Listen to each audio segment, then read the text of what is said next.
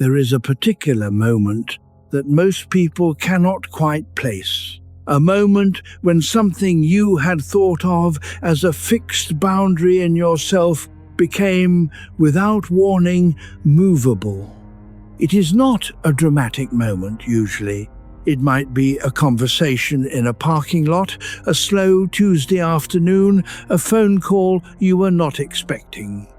And in it you catch yourself thinking, or saying, or doing something that 6 months ago or 6 years ago you would have held against someone else. You recognize it immediately. The recognition lands before the thought has finished. Let your body settle where it rests. We will move toward this slowly tonight. There are 3 things that tend to happen in that moment. The first is denial, the quick reframing that explains why your situation is different. The second is shame, the immediate verdict that you have confirmed something you always feared about yourself. The third, which is rarer, is something else, something quieter. Fyodor Dostoevsky called it, in a word his translators struggle with, smyrenie, not exactly humility, closer to the end of the pretense that you were not fully human. Tonight we spend 3 hours with that word and the man who spent his life earning it. Dostoevsky was born in Moscow in 1821. He was a novelist, epileptic, revolutionary, prisoner, gambler, husband, father, bankrupt, and eventually, through a route that no one would have chosen, something resembling a saint. Not in the religious sense, in the narrower sense of a person who stopped judging other people because he had stopped lying about himself. The route involved a firing squad in December 1849, 4 years of hard labor in Siberia, a gambling addiction that stripped him of everything twice, and a body of fiction that contains in its pages every human failing he had ever noticed because he had stopped pretending they were only in the characters. This is not a comfortable story. You did not come here for comfort exactly. You came here for the feeling of being in a room with someone who tells the truth at low volume. Hold that. It will be important later. There is something specific about the kind of tiredness you carry into this evening. We will get to what it is. Not yet. For now, the 22nd of December 1849, St. Petersburg, a public square called Semyonovsky Platz. A young man of 28, not yet famous, stands in a group of other prisoners being led to the place of execution. He is wearing a condemned man's white shirt. His hands are cold. He has time to think. Most of us will never stand in front of a firing squad, but most of us have had the experience at some moment of a sentence being passed on the life we thought we were living. Not a firing squad. Something quieter. The realization that you are not the person you thought you were in the story of your own life. Dostoevsky's sentence was commuted. A piece of theatre staged by the Tsar to demonstrate mercy while still delivering a message. He was sent to Siberia instead. 4 years at hard labor, and then 4 more years of military service in the same cold place. What happened to him in Siberia is the subject of much of tonight. But before we go there, we need to understand who he was before, because the fall only teaches something if you understand what it dismantled. Let your shoulders drop. The weight of the day does not have to follow you through the night. You can leave it here at the beginning, and we will retrieve what matters of it only when it is useful. Dostoevsky before Siberia was certain of many things. He was brilliant. He knew this without vanity, simply as a fact. He read widely, thought carefully, and held opinions about the way the world should be organized with the confidence of someone who had never had to live in it from below. That is where we begin. Chapter 2: The Professional Who Knew Better. There is a particular psychology that forms in people who are good at something. It is not arrogance exactly. It is more like a growing distance between the way you understand the world and the way most people seem to navigate it. You have seen this quality, you may have felt it. Fyodor Dostoevsky felt it intensely. He was 24 years old in 1845 when his first novel, Poor Folk, was read in manuscript by the critic Vissarion Belinsky, who declared him immediately the heir to Gogol. He woke up famous. He was in the drawing rooms of St. Petersburg society within weeks, a young man who had arrived from obscurity and been immediately recognized. This is a specific kind of acceleration. It confirms what you suspected about yourself and increases the distance between you and the people who have not yet been confirmed. Dostoevsky was, in those early years, a member of the Petrashevsky Circle, a group of intellectuals who gathered at the home of Mikhail Petrashevsky, a civil servant with a library of banned books, to discuss socialist theory, prison reform, and the liberation of serfs. These were men who understood clearly what was wrong with Russia.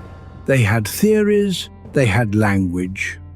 They had the particular satisfaction of people who see the problem that others are too comfortable or too frightened to name.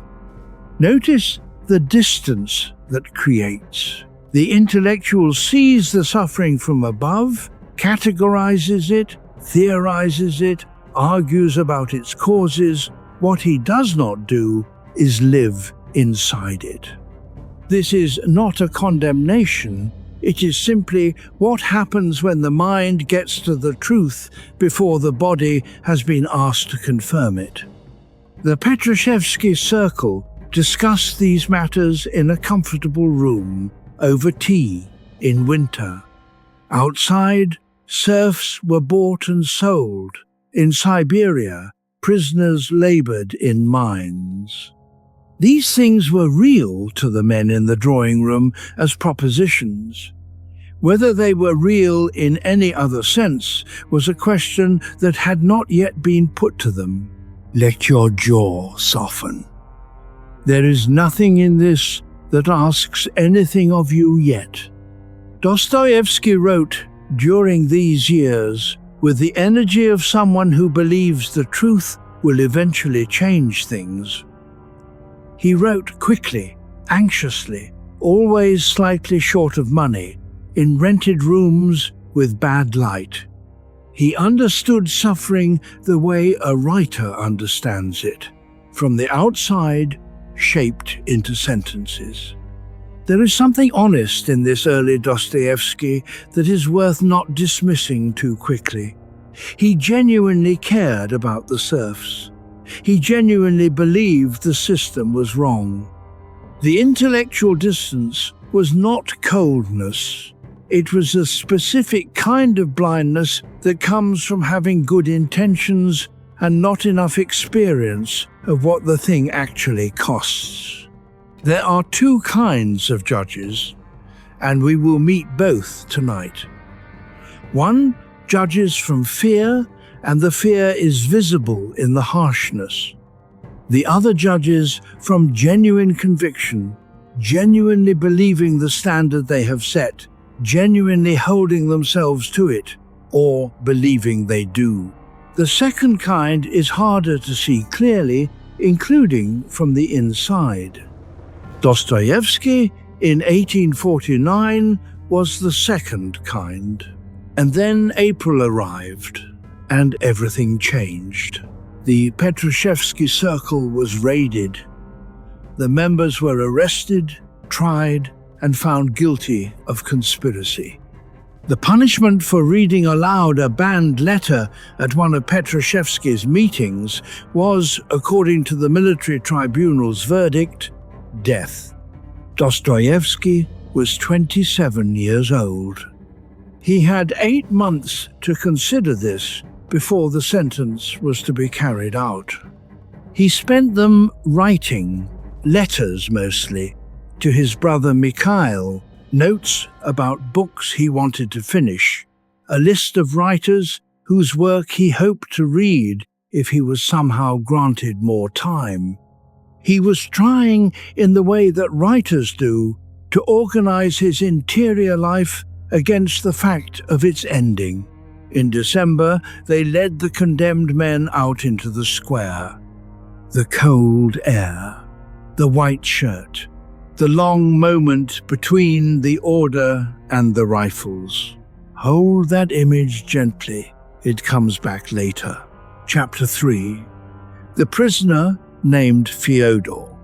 The 22nd of December, 1849. Semyonovsky Platz.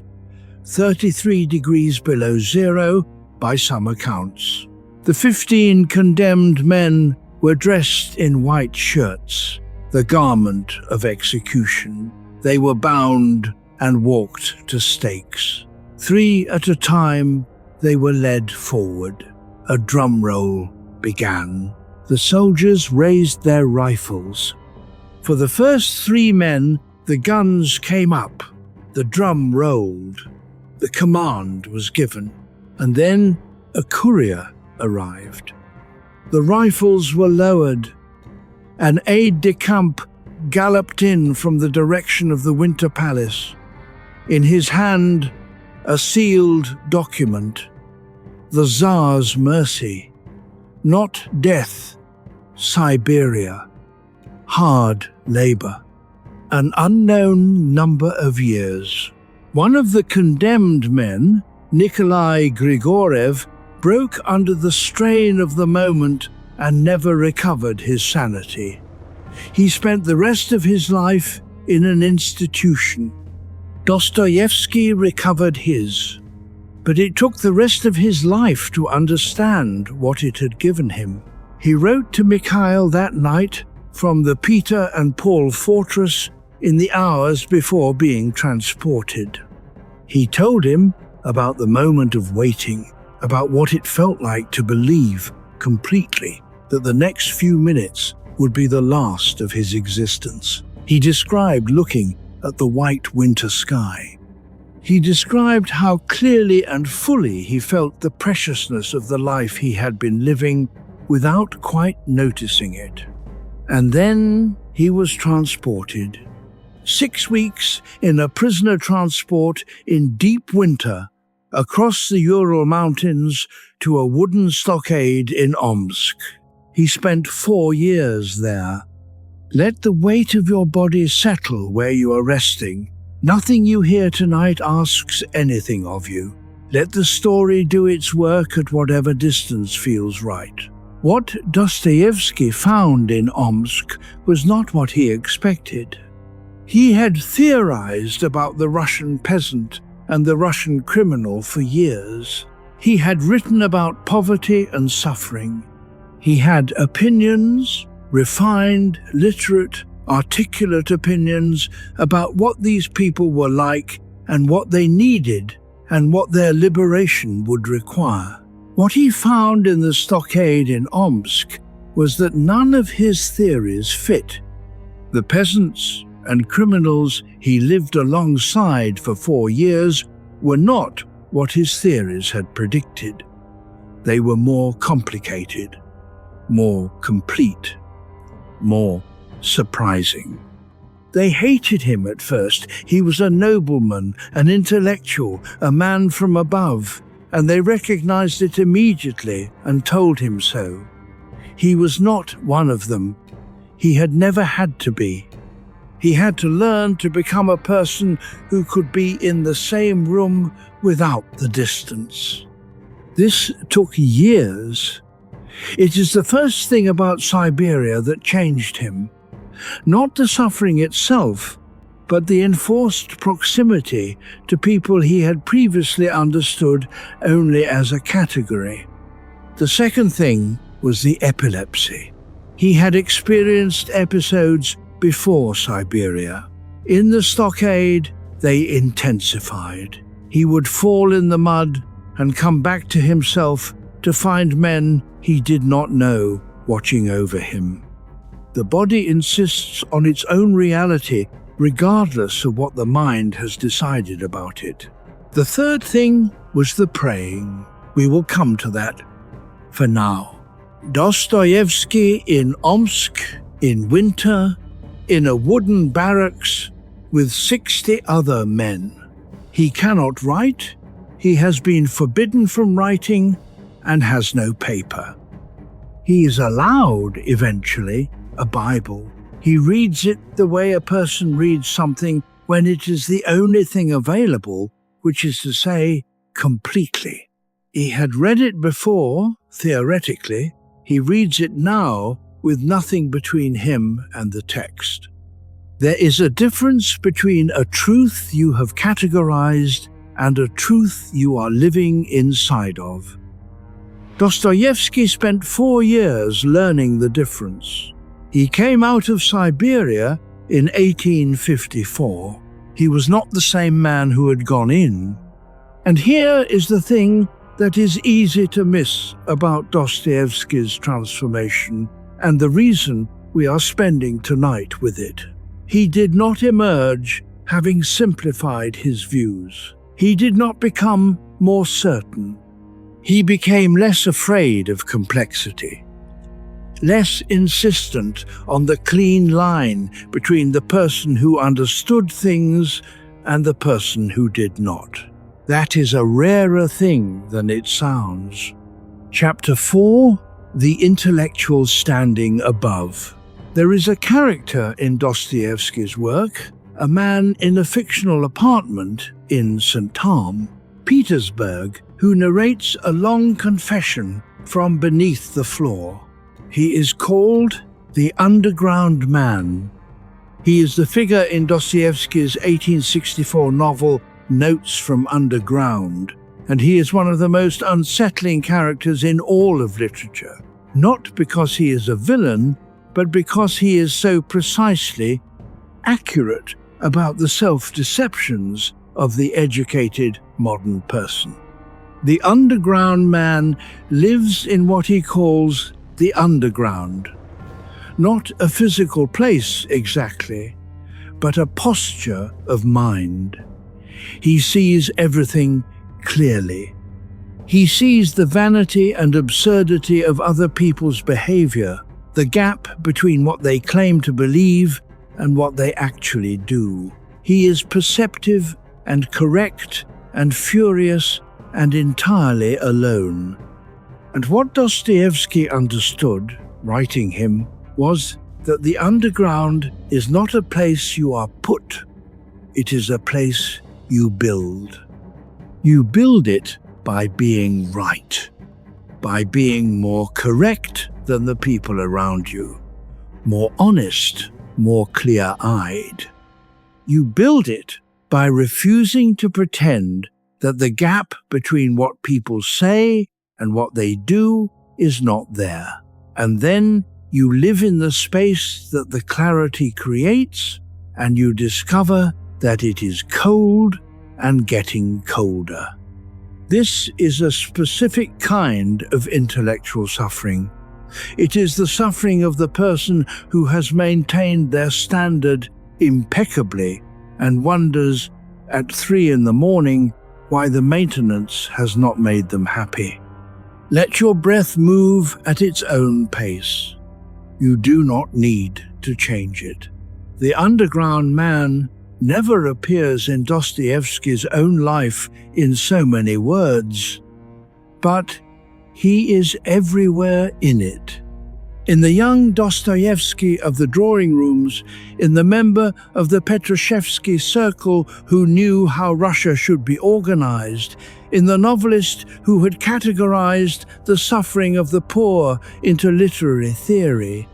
The underground is where you live when you have decided to be honest about other people without yet applying that honesty to yourself.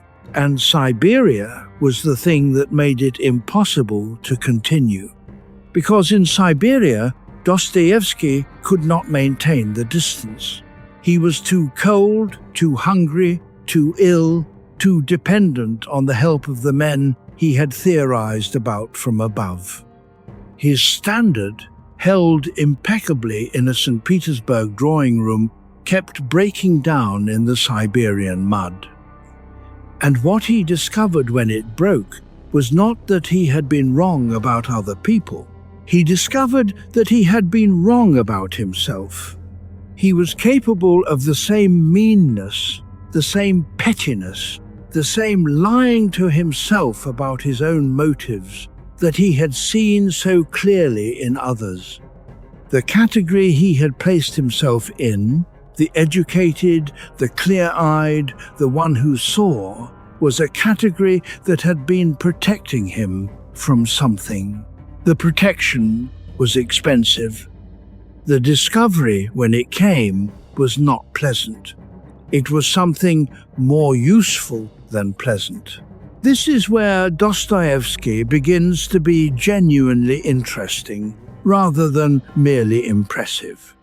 There is a line in the Brothers Karamazov, his final novel, published the year before he died, in which the elder Zosima says something to the effect of, "Each of us is responsible to all for everything, and I more than all the others." This is not what a man says who has placed himself above others. It is what a man says who has stopped needing to.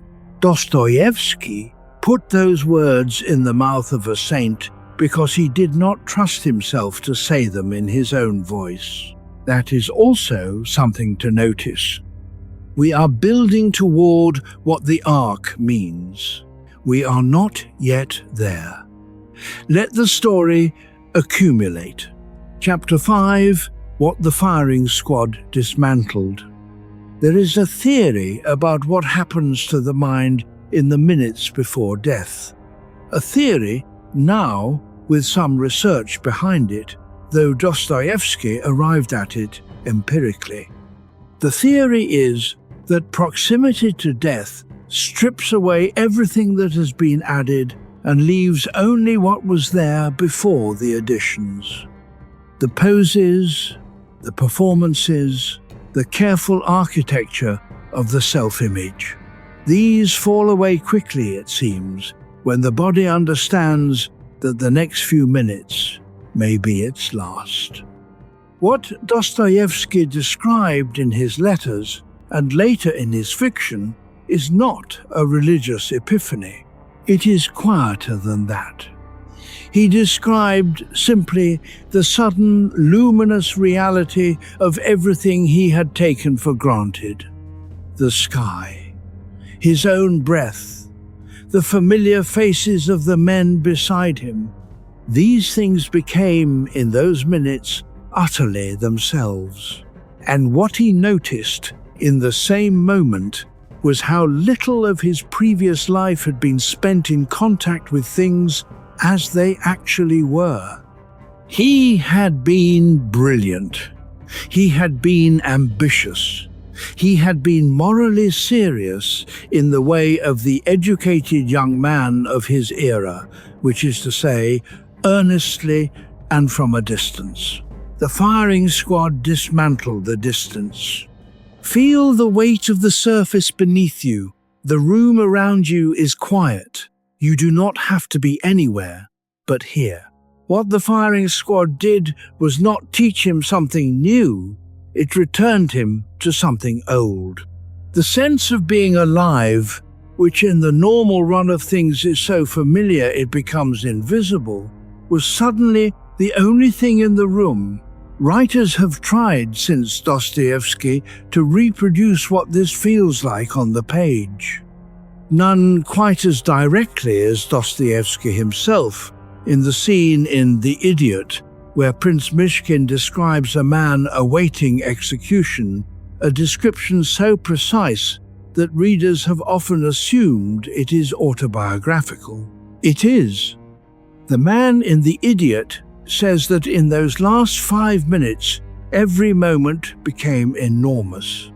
He says that he would have traded 5 years of his life for 1 more minute in them. He says that he would have lived those last 5 minutes completely, with nothing held back.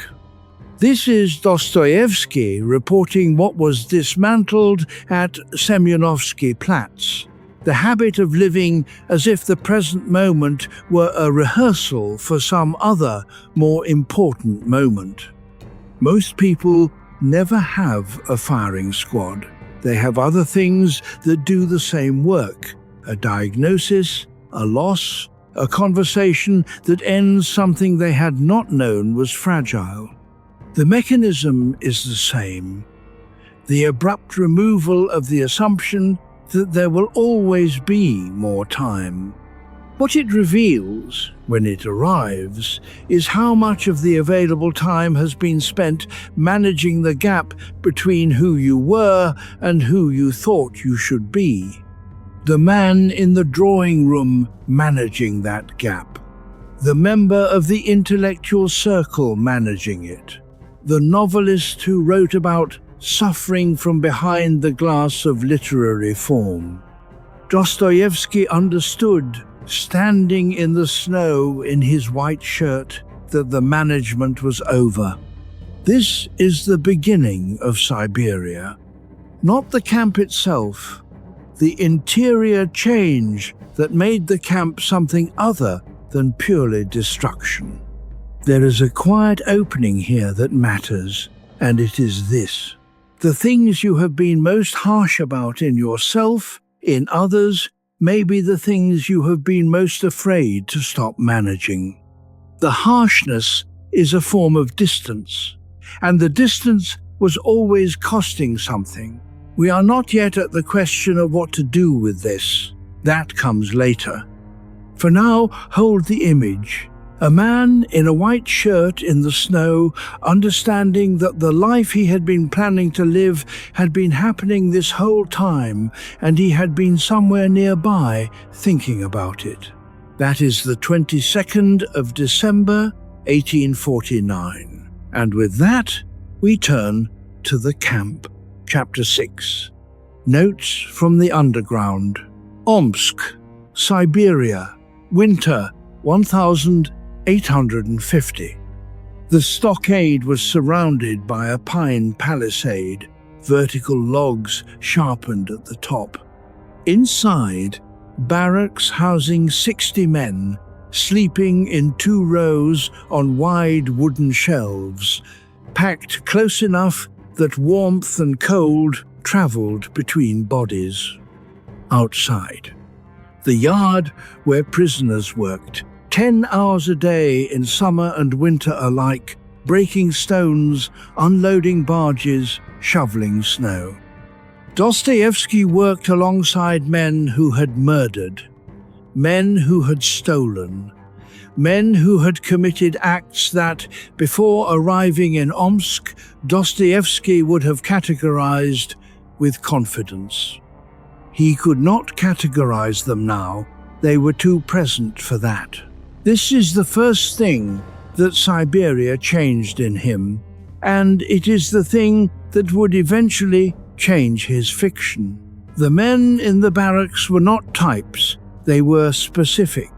They had names and histories and private griefs and inexplicable moments of generosity and inexplicable moments of cruelty, and they could not be organized into a theory without losing something essential about them. Dostoevsky spent 4 years learning their names. He published a memoir of this period in 1862, The House of the Dead. He presented it as fiction, attributed to a narrator called Goryanchikov. But the experience was his, and readers then and now have understood this. It is one of the strangest books in Russian literature, quiet, observational, almost clinical in its attention to the dailiness of imprisonment. There are no heroes in it. There are only people under pressure, revealing themselves. Let your shoulders soften. There is a long night here, and nothing is rushing us. What Dostoevsky noticed most in the barracks in Omsk was that the men he was imprisoned alongside were not fundamentally different from himself. This is the thing that sounds like a cliché and is not. He had theorized about the equality of human beings. He had written about it. He believed it in the abstract. The abstract and the concrete are separated by a distance that only direct experience can close. In the barracks, he discovered that the things he had believed himself incapable of, the pettiness, the small cruelties, the desperate lying to himself about his own motives, were entirely accessible to him. He discovered this not because someone told him so, but because he watched himself under pressure and could not pretend otherwise. He also discovered that the men he had arrived assuming were entirely different from him were not entirely different from him. They were capable of the same things he was in both directions: cruelty and tenderness, self-deception and sudden honesty. The category had failed. There is something specific about what happens when the category you placed yourself in fails. The first response, almost always, is shame. Dostoevsky felt it. The shame of the educated man who has been found to be no different from the men he educated himself about.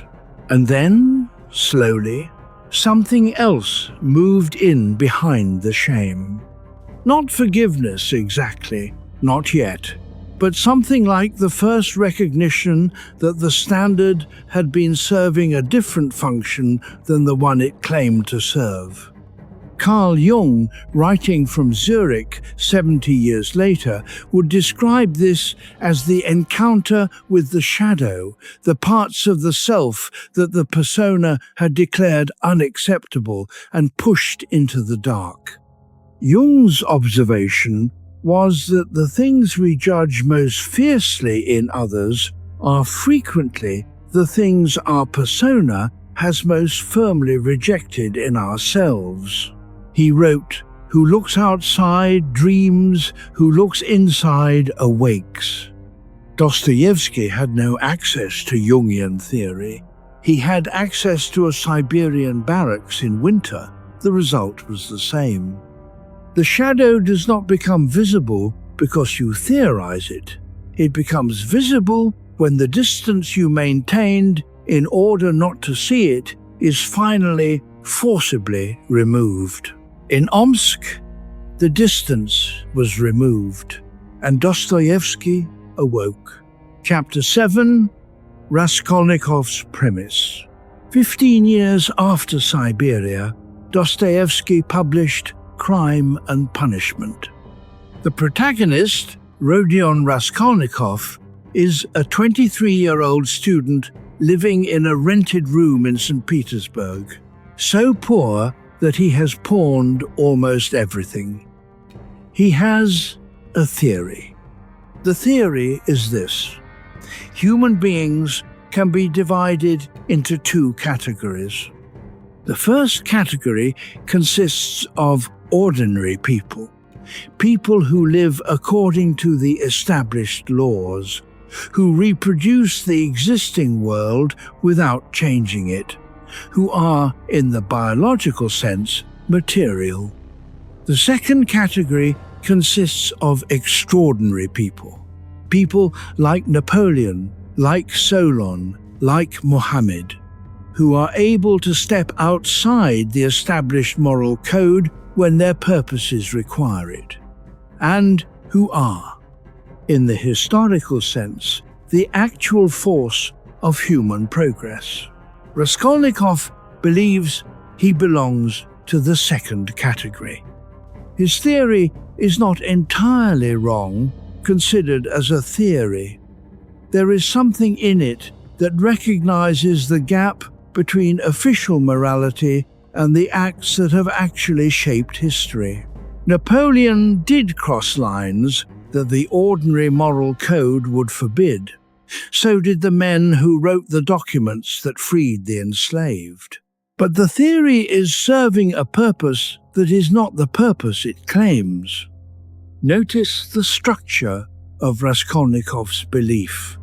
It divides humanity into those above the law and those subject to it, and it places Raskolnikov himself, a brilliant, starving, isolated young man, in the first category.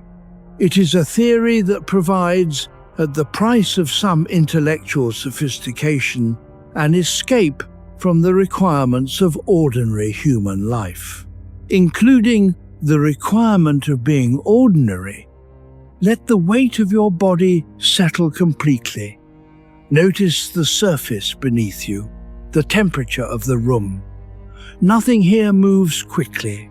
Dostoevsky understood this psychology from the inside. He had organized his own identity before Siberia around a set of qualities that separated him from ordinary people: his intelligence, his perceptiveness, his moral seriousness. The categories were less crude than Raskolnikov's. They were in some ways more defensible, but they were performing the same function. The function is distance. Raskolnikov kills the pawnbroker, an old woman he has categorized as a person so negligible that her removal would constitute a net benefit to humanity. He kills her with an axe, and then he is immediately, viscerally destroyed by what he has done. Not because the police catch him immediately, they do not, but because his body, which has its own separate relationship to reality, refuses to confirm the theory. He vomits, he cannot eat, he cannot sleep. The theory that organized his identity fails at the first contact with what the identity was actually capable of. This is not a story about guilt in the conventional sense. It is a story about the specific failure of a theory about the self when that self is asked to live inside it. Raskolnikov's problem is not that he was wrong to theorize, it is that he theorized too cleanly, too much in the direction of separating himself from the people he was theorizing about. There are two kinds of judges, and we meet them now. The first judges from a distance they are maintaining consciously, a distance that protects them from seeing something they have already, on some level, half seen about themselves. The second judges from a conviction they hold in genuine good faith, without knowing that the conviction is protecting them from the same thing. Raskolnikov is the second kind, and the complete belief is the last defense against the thing the theory was built to keep out. When the defense fails, when the pawnbroker's blood is on the axe and on the floor, and the theory says none of this should be happening, what remains is the person beneath the theory. Dostoevsky knew that person well. He had been there. Chapter 8, The Body Knowing First. There is a detail in Crime and Punishment that Dostoevsky returns to several times, and it is always physical. Raskolnikov does not recognize intellectually that he has committed a crime in the deeper sense, the one against the self. He recognizes it through his body, through the vomiting, the trembling, the inability to remain in a room without scanning the walls for something he cannot name. His body knows what his theory does not. This is not unusual. The body is a faster reader of the self than the mind. Most people have had this experience in a less dramatic form. The stomach that tightens before you say the thing you know you will regret. The specific quality of a headache that begins at the end of a conversation in which you held yourself to a standard you were not quite meeting. The shallow breath of the moment when you catch yourself doing the thing you had quietly criticized in someone else. The body keeps its own record. Dostoevsky was interested in this record because he had a body that had kept a particularly detailed one. Epilepsy is, among other things, an experience of the nervous system overriding the mind's agenda. It comes when it comes. It does not wait for the mind to be ready. In the Siberian barracks, Dostoevsky had episodes that left him on the floor, witnessed by men who had no interest in his theory of his own superiority. He came back to consciousness in mud or in snow, and was helped by men he had previously understood only from above. There is a specific form of knowledge that comes from being helped by a person you had placed in a category. It is not abstract knowledge. It is the knowledge that lands in the body and stays there. Let your breath move at its own rhythm. Feel the temperature of the air. There is nothing in this room that is not yours. Bessel van der Kolk, writing from Boston decades later, described in clinical terms what Dostoevsky had understood experientially 150 years earlier, that what we have lived through is stored in the body as much as in the mind, and that the body's record is frequently more honest than the mind's. The mind edits. The body records. This is why the intellectual architecture of the self, the categories, the theories, the standards, can remain perfectly intact at the level of thought for years and collapse in a moment when the body is asked to confirm them. Raskolnikov's body could not confirm his theory of himself. Dostoevsky's body in Siberia could not confirm his theory of the gap between himself and the men he lived alongside. And here is the thing worth sitting with at this hour, in this room. The standards you carry, the lines you have drawn, the judgments you have maintained, they live primarily in the mind. The body has its own relationship to all of it, and the body's relationship is frequently gentler. Not because the body is without judgment, but because the body does not need a theory to be alive in. It is simply in the room with whatever is there. The intelligence of the body is not the intelligence of the mind. It is older and in many ways more honest. There is a quieter layer beneath the judgments you have maintained about yourself and others. We will come to it. Not yet. Let us stay for another few minutes in St. Petersburg, 1866, with Raskolnikov in his rented room. He does not confess because he has been caught. He confesses because the distance between the person his theory described and the person his body was living as became finally too great to maintain. The confession, in the end, is relief. This is not a small thing. Chapter 9. The Two Kinds of Judges. Here is the thing I wanted to reach before the first hour was out. There are two kinds of judges. I use that word not in the legal sense, but in the private sense. The person whose response to certain things in other people is a particular kind of hardness. The first kind judges from pain. They are harsh toward a quality in others because that quality was used against them, or because they were taught to be ashamed of it, and the sharpness of the judgment is the distance they maintain from the thing they have been told is unacceptable. The harshness is protective. It is the guard in front of the gate. This kind is the most common, and in some ways the most forgivable, because the harshness is transparent if you look slightly past it. It is almost always fear dressed up as certainty. The second kind judges from conviction. This is the person who has arrived at their standard genuinely, through thought and experience and sometimes sacrifice. They hold themselves to the same standard.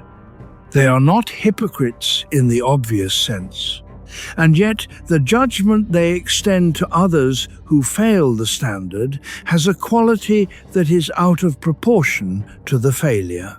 Dostoevsky was the second kind. He was not pretending to a standard he privately violated.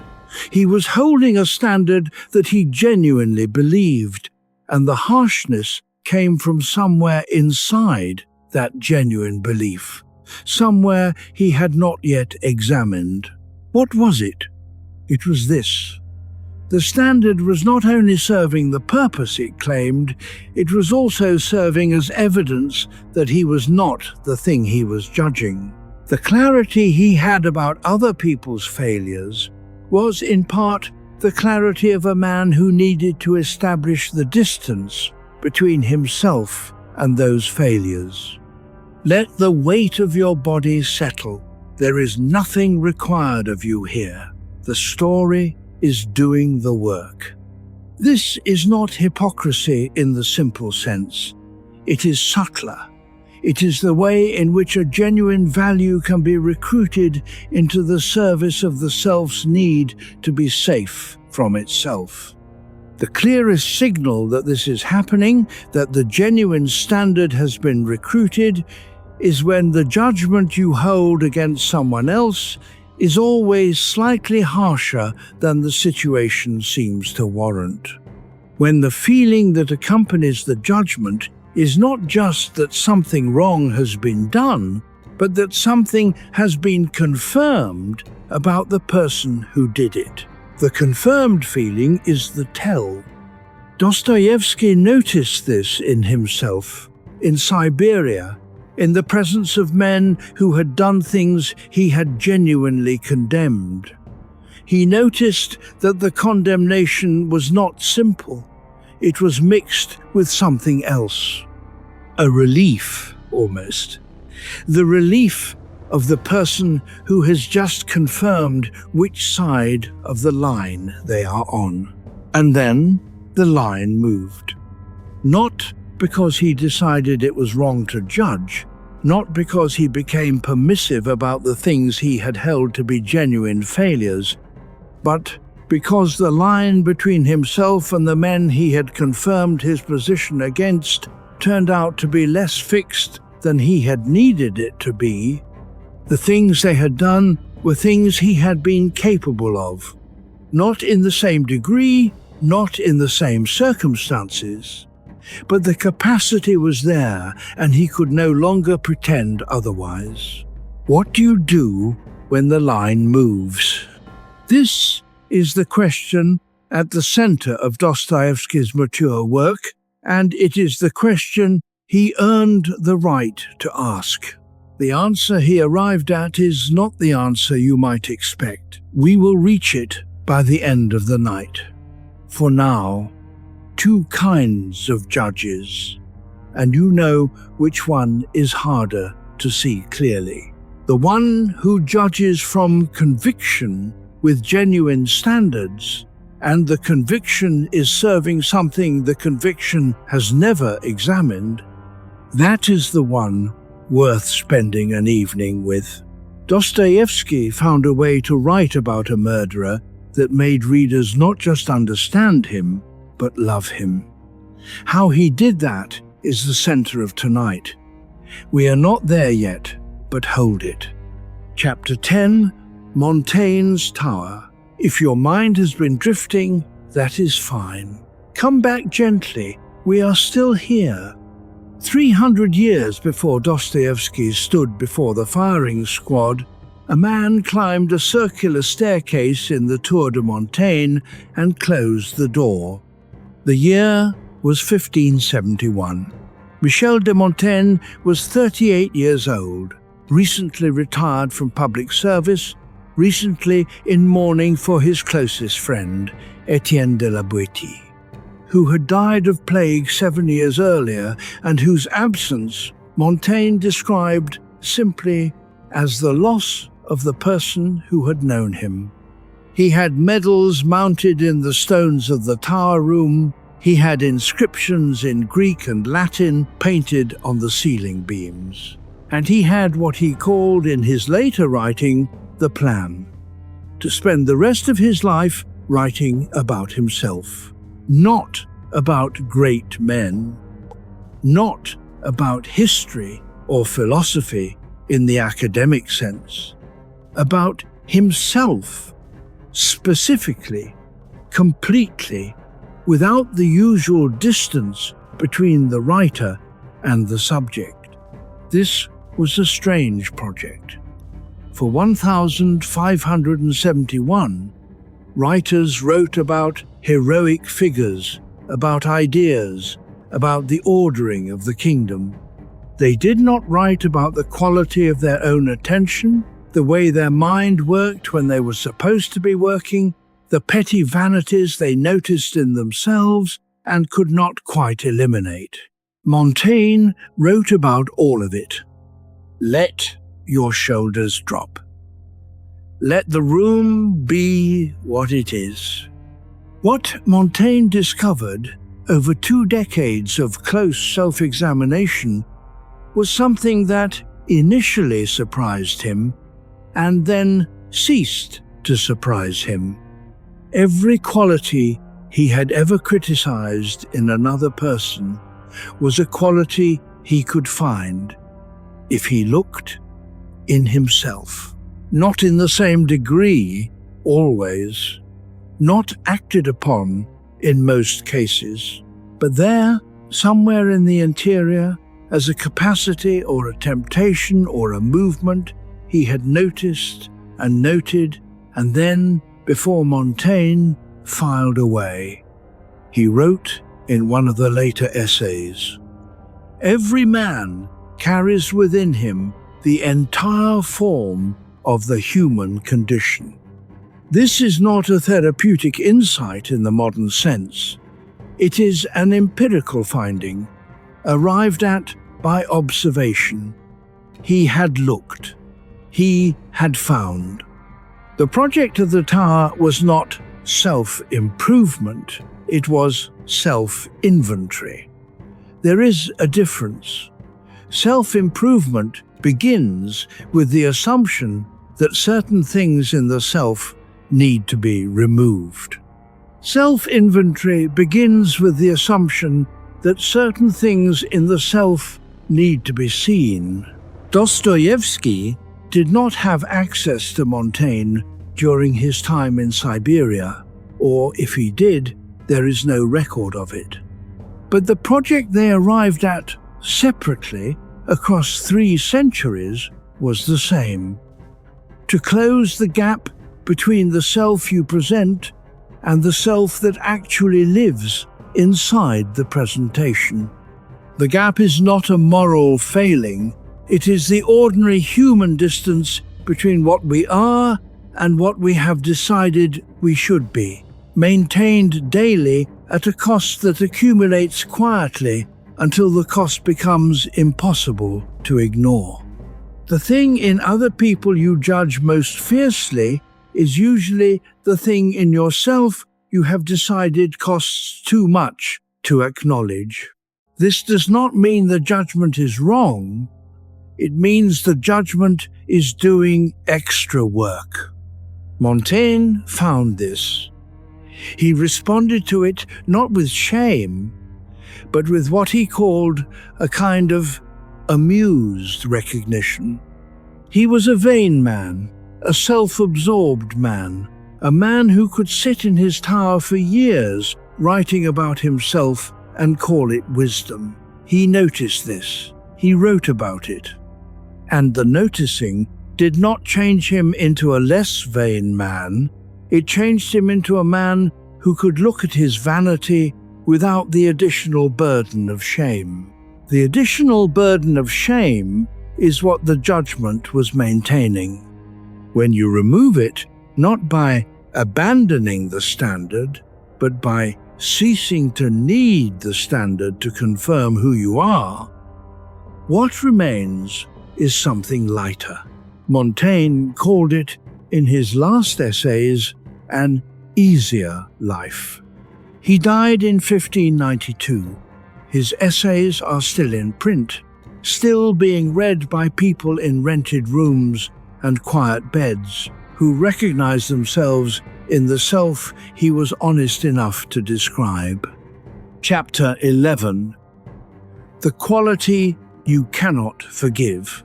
There is a particular quality in other people that each person finds most difficult to forgive. Not the dramatic qualities, not cruelty, not violence, not the large failures that have obvious names. Those can be condemned cleanly. The quality that is hardest to forgive is usually smaller, more ordinary, something that belongs in the category of everyday human failing. And yet the response it produces in you is disproportionate, tighter than the situation seems to warrant. Dostoevsky had one. He was extraordinarily harsh toward what he perceived as intellectual pride, the quality of the person who believes they understand things others do not, who maintains the distance of the clear-eyed observer from the confused and ordinary people around them. He wrote about this quality with a specificity and a heat that is different from his treatment of other failings. The underground man, Ivan Karamazov, Raskolnikov, all of them are portraits of this particular version of the self, the one who stands slightly above and slightly apart, maintaining the distance of superior understanding. The heat in these portraits is the heat of recognition. He was describing himself. He had been this person in the drawing rooms of St. Petersburg, in the Petrovsky Circle, in the carefully maintained distance of the young novelist who wrote about poverty from behind the comfort of his own literacy. He was describing himself, and he could not quite forgive himself for it. And so the portraits have the quality of a confession made in the third person. There is nothing wrong with you tonight. Whatever you carry toward this hour, it belongs to no verdict. The thing you cannot forgive most easily in others, take a moment at the edge of sleep and turn it slightly. Not to decide anything, just to notice. Usually it is yours, not in the sense that you are doing the thing in exactly the same form, but in the sense that you have the same tendency in some recognizable shape, and the judgment you extend to the other person carries, in it, the judgment you have not quite been able to bring yourself to extend inward. Jung's word for this is projection, the clinical term for a psychological mechanism that is so ordinary it might better be called simply the way the mind works when it has not yet been willing to look at itself directly. He wrote from his study in Kusnacht, "Who looks outside dreams. Who looks inside awakes." This is not a criticism, it is an observation about the direction of the looking. We are, most of us, most of the time, looking outside. The outward looking is easier. It provides targets. It provides the feeling of clarity. The inward looking requires something different. It requires the willingness to find in there the thing you were hoping would only be out there. Dostoevsky found it, and the finding did not destroy him. This is the important part. The finding did not destroy him because what he found was not the end of his seriousness or his values or his commitment to the things he had genuinely cared about. It was the discovery that those things could exist without the defensive architecture that had been surrounding them, without the need to maintain the gap between himself and the people whose failures he was most clear-eyed about. The standard, released from the service of the gap, became lighter, gentler, more flexible, not more permissive, more human. Chapter 12. Epictetus and the Stolen Lamp. There is a story about Epictetus and a lamp.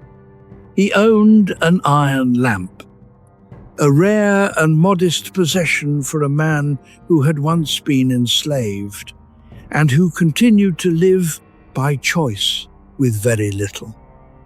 One night, someone stole it. A student asked him the next morning if he was upset. He said he was not. He said he would use a clay dish from now on. This story has the quality of a fable, and it may be one. The exact details of Epictetus's life are difficult to verify across 2,000 years. But the principle it illustrates is so central to his teaching that it does not matter whether it happened or was invented. The principle is, what you lose is never what you actually lose. What you lose is a lamp. What you suffer is the opinion you have formed about having lost a lamp. The opinion is yours. You made it. You can, if you choose, make a different one. Epictetus, born enslaved somewhere in Phrygia around 50 CE, taught philosophy in Rome and later in Nicopolis. He taught it with a directness that comes from knowing at the cellular level that the only freedom available in certain circumstances is the freedom of how you understand what is happening to you. He had no illusions about the world being fair. He taught the only philosophy that makes sense to a person who knows it is not. The heart of that philosophy, the Enchiridion, the small handbook he dictated to his student Arian, is a sustained meditation on the gap between what is in our power and what is not. Let your jaw soften. Let the story rest where it is. What is relevant here tonight is not the Stoic system, but this specific application. Epictetus, on the relationship between what we observe in others and what we choose to do with the observation. He wrote in the Discourses, "Men are disturbed not by the things which happen, but by the opinions about the things." Apply this to the experience of encountering someone who is doing the thing you have most strongly decided you would not do. The encounter is a lamp. What you do with the encounter is an opinion.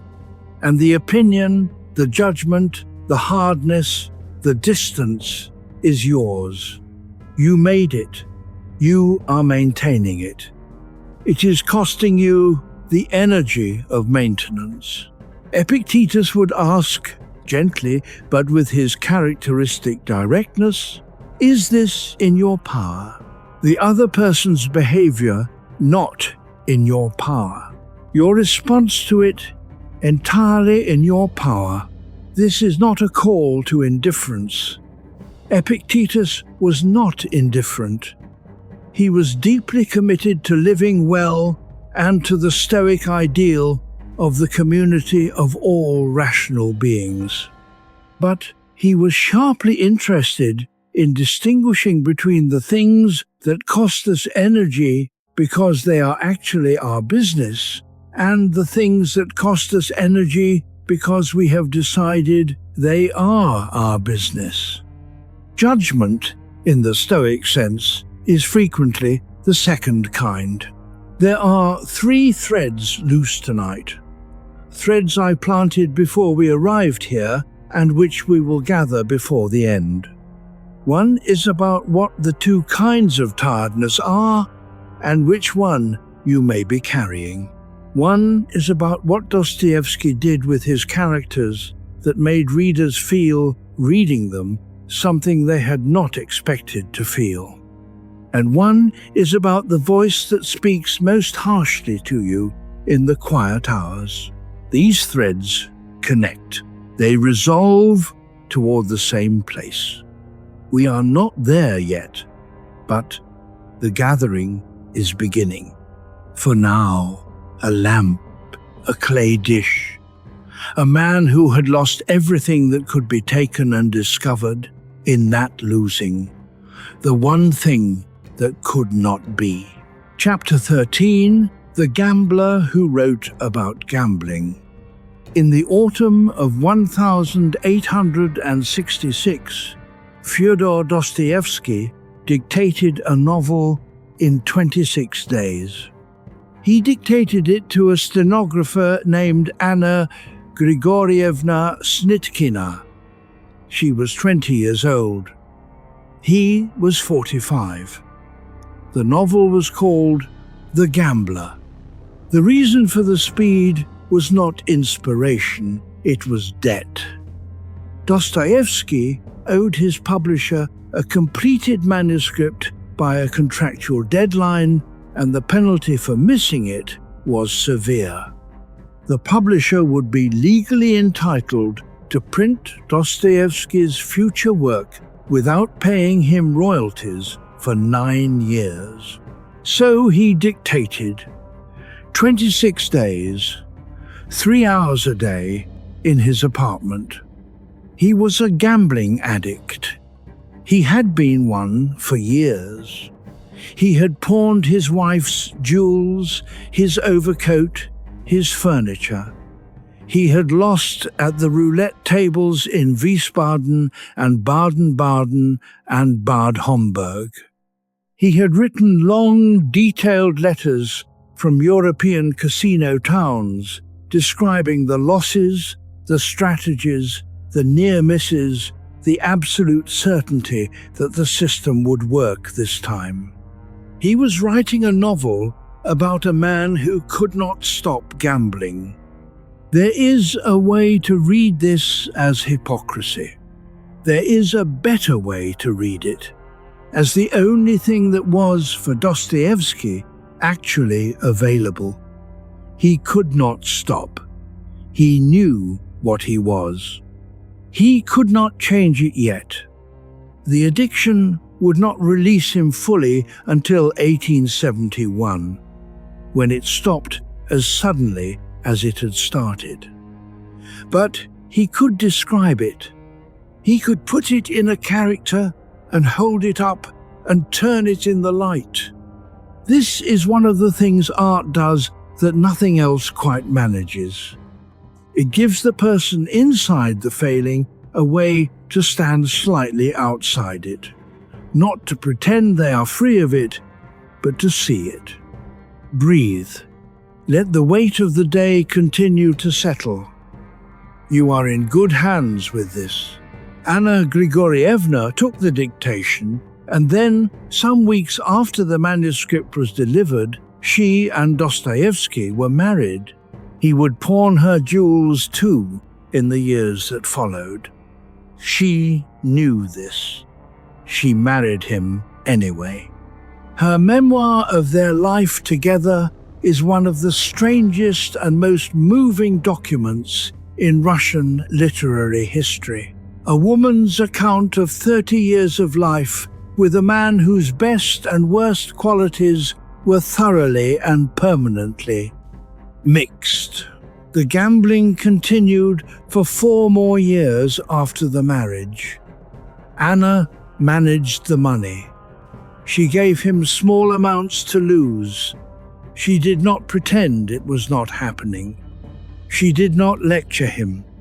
She simply remained in the room with what was true and waited. This is also a kind of love, and a different kind from the love of the person who holds the standard. The man who wrote Crime and Punishment, the novel about the murderer who could not accept that he was the same species as the people he had killed, was the same man who sat in the casino at 3 in the Panday, mourning, certain that the next spin would recover everything. He knew this. He wrote about it. He did not use the knowledge to change until the addiction changed by itself. This is not a lesson in the conventional sense. It is simply the truth of how these things work. The person who judges most harshly and then becomes the thing they judged does not always transform cleanly. Often they hold both truths at once, the clear-eyed understanding and the continued behavior, for longer than the narrative arc would prefer. Dostoevsky held them for years, and the holding is also part of the story. Because it is in the years of holding the contradiction, not resolving it, not performing the transformation before it has actually happened, that the real understanding deepens. The man who gambled and wrote about gambling and married a woman who stayed and had children and kept writing was not a man who had solved his failures. He was a man who had stopped pretending he was above them. That is not nothing. That is, in fact, the thing. Chapter 14. What shame buries and what it keeps. There is something useful about shame and something it does that is not useful at all. Irvin Yalom, the existential psychiatrist who spent a career in San Francisco sitting across from people confronting the largest questions of their lives, wrote about shame as a kind of solitary confinement. Not the physical kind, the kind where the person believes that if the thing they are ashamed of were fully known, they would be unreachable, that the people who knew would turn away. The shame is a prediction, a forecast of abandonment. It says, this is the thing that would end the connection, and so it must be kept below. What shame buries is not always what it keeps. It buries the specific thing, the act, the quality, the failure, the hidden capacity. But it keeps, along with the thing it buries, the energy of the maintenance, the constant low-level monitoring of the interior for signs of the buried thing. The way the harshness extends outward toward others who display the thing you have buried in yourself. Because if you can point clearly enough outward, the pointing creates distance between you and the buried place. This is what Dostoevsky was doing in his early years, and what he could not do in Siberia. He could not bury the thing in Siberia because there was no distance available. He was in the room. The room was the barracks. The barracks contained 60 men. The men were the thing he had buried. Feel the weight of the surface beneath you. The room around you is quiet and still. What happened when the burial was no longer possible was not what the shame had predicted. He was not abandoned. He was not unreachable. The men in the barracks did not treat him as permanently other. Some of them even, eventually, treated him with the specific consideration that exists between people who have seen each other in difficulty. The prediction the shame was making did not, when tested, come true. This is Yalom's observation about the process of honest self-disclosure. What the person most fears revealing is usually the thing that, when revealed, produces connection rather than the expected abandonment. The shame was a bad prophet. It predicted isolation. It was protecting against intimacy. Dostoevsky discovered this not in a therapy room, but in a Siberian barracks. The discovery did not make him unashamed. It made the shame honest. He could feel it without needing to hide it, because hiding it was no longer available. And a shame you can feel without hiding it is a different thing from a shame you are managing. The managed shame is what produces the harshness outward. The felt shame, the one that has been admitted into the interior without the additional verdict that it makes you permanently unacceptable, is what produces, in time, the capacity to feel something like compassion. Not for others first, for yourself first, and then, from there, for the people in the room who are carrying the same things. This is the movement Dostoevsky was making in Siberia, not a spiritual transformation in the dramatic sense, a slow, practical, grudging admission of the facts of his own interior. He held this admission imperfectly and inconsistently for the rest of his life. He remained prone to certain forms of rigidity, certain returns to the distance. He was a complicated man who had complicated failings and who understood them on his best days with extraordinary clarity, and who failed them on his other days entirely. This is also part of the story. The transformation is not permanent and complete. It is a direction you move in and then sometimes lose, and then find again. The direction is what matters. Chapter 15. The Peasants Praying. There is a scene in The House of the Dead, Dostoevsky's memoir of the Siberian prison camp, that he returns to in different forms throughout his later work. It is Easter. The prisoners are allowed to attend a service in the prison church. Dostoevsky, at this point several years into his sentence, enters the church alongside the men he has been living with, the murderers, the thieves, the men who had committed acts he had classified and theorized about for years.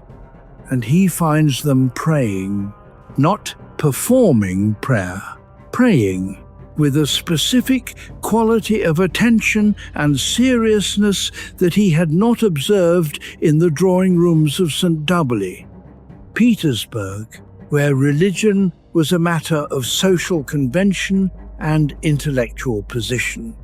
He writes about looking at the faces of the men around him, the specific faces, the face of a man who had been particularly brutal, whose violence had disturbed even the other prisoners. He is praying. His face has a quality Dostoevsky describes as open, not soft, not gentle, but open, present to something. This is not a conversion scene in the sentimental sense. Dostoevsky does not suddenly decide that the men's crimes were not crimes, or that the violence was justified, or that the moral categories had been wrong. He does not collapse the distinction between the thing done and the person doing it. What he observes is something more precise, that the capacity for genuine attention, genuine reaching towards something larger than the self, was not distributed according to the categories he had been using. Let your jaw relax. Let your breath move without direction. The intellectual in the drawing room had prayed or attended services with one part of his mind occupied by the theory of the prayer and the other occupied by the form of the performance. The man in the barracks, whose hands had done things Dostoevsky could not think about without a cold feeling, was praying with his whole face. This is not a point about the superiority of the uneducated. Dostoevsky was not making a sentimentalized argument for the nobility of the suffering classes. He was making a precise observation about a quality of attention that he had not found where he expected to find it, and had found where he had not expected. The quality was available in people he had placed in a category that he had believed excluded it. The category was wrong, and if it was wrong about this, it was wrong in a way that made the entire structure of the distance possible to question. This is where the first loop begins to close, the one I planted in the first chapter. The two kinds of tiredness. One is the tiredness of the body that has been used up in the day. That one is simple and honest and responds to rest. You close your eyes, the weight settles, and by morning it has reorganized itself. The other is the tiredness of the self that has been maintaining a position. The position requires energy, the constant monitoring, the careful management of the gap between the self as presented and the self as known. It requires a kind of vigilance that does not stop at night. The man in the barracks praying was not tired in the second sense. He had nothing to manage. Whatever he had done was known, had been judged in the legal sense, was sitting on him like a weight. But he was not expending energy on the management. There is a specific quality of rest available to the person who has stopped managing the gap. Not because they have resolved it, not because the failing has been undone, but because the management itself has been released. That is the second kind of tiredness. And the release of it is what the next hour of tonight is about. Chapter 16. The second kind of tiredness. You are carrying one of two things tonight, or possibly both. The first is the tiredness of the body, the spent feeling of a day that moved through you and left its residue. This kind is simple.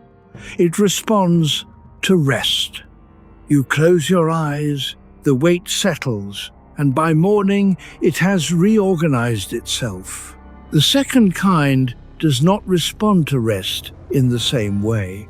You have had the experience of waking up tired, not from insufficient sleep, but from something the sleep did not reach. There is a region of the self that certain kinds of rest cannot access, because what is happening there is not depletion, but labor, active, continuous labor. The labor is the management of the gap. Every person carries some version of this gap between who they believe they should be and who the evidence of their interior life suggests they actually are. The gap is not always large. It is often small and specific. A quality that the self-image cannot quite accommodate. A tendency that keeps appearing despite the standard. A capacity for the thing you most condemn that the self keeps having to explain away. The management of this gap is exhausting in the way that sustained vigilance is exhausting, not dramatically, not all at once, but quietly and without pause. Breathe. You do not need to fix anything tonight. You only need to listen. Dostoevsky in the barracks in Omsk had the management removed from him. He did not give it up voluntarily. It was taken. The conditions were such that the gap between his self-image and his reality could not be maintained. He was too cold, too sick, too dependent, too visible. And what he found, when the management ceased, was not the verdict the management had been preventing. He found something more like rest. Not comfort, not safety, not the resolution of the things he had done and been and failed at, but rest. The specific rest of a person who has stopped working at a job that was never honest work in the first place. The management of the gap is not honest work. It is labor in the service of a fiction. This is not a call to abandon all fictions. The self is made of them, largely, and that is not entirely a problem. But the fiction that requires constant active maintenance, the one that says the gap does not exist, or that the things on your side of the line are categorically different from the things on the other side. This fiction is the specific one that produces the second kind of tiredness. And the people who have released it, who have looked at the gap and said simply, yes, this is there and it is mine, carry themselves differently. Not because they are better, not because they have achieved something, but because the labor has stopped. Montaigne, in his tower in Bordeaux, carrying out the inventory of himself, the tiredness in his essays is almost entirely absent. He is occupied, curious, sometimes rueful, sometimes amused, but not exhausted. He had stopped managing. Viktor Frankl, in the camp at Auschwitz, observing the behavior of guards and prisoners with the eye of the psychiatrist he was, even while being the prisoner he had been reduced to, wrote about a quality he called the last human freedom, the freedom to choose one's attitude toward the conditions one cannot change. The second kind of tiredness is the tiredness of a person who has been choosing, beneath the level of awareness, an attitude that is costing more than it should. The attitude is, the gap does not exist. The rest that becomes available when that attitude is released is not dramatic. It is not the rest of arrival. It is the rest of stopping. You are allowed to stop tonight. Chapter 17, what 4 years in Siberia taught. He returned from Siberia in 1854. You do not need to have followed every word tonight. The parts that matter will find you. He was 33 years old. His hair had thinned, his epilepsy had worsened. He was assigned to a Siberian military regiment and spent 4 more years stationed in Semipalatinsk on the steppe, before he was finally permitted to return to European Russia. In all, the exile had lasted a decade.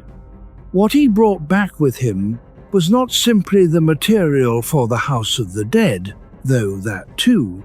He brought back a changed relationship to the people he was writing about. Before Siberia, his characters were brilliant in the way their author was brilliant. They perceived clearly. They theorized sharply. They were never quite in the same room as the people they were observing. After Siberia, the characters are in the room. Raskolnikov is in his rented room in the heat of a St. Petersburg summer, and the room smells, and the walls press, and the floorboard creaks in a specific way, and these things are not background.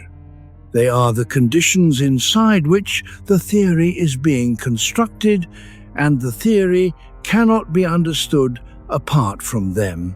This is the change. Let the weight of your body settle.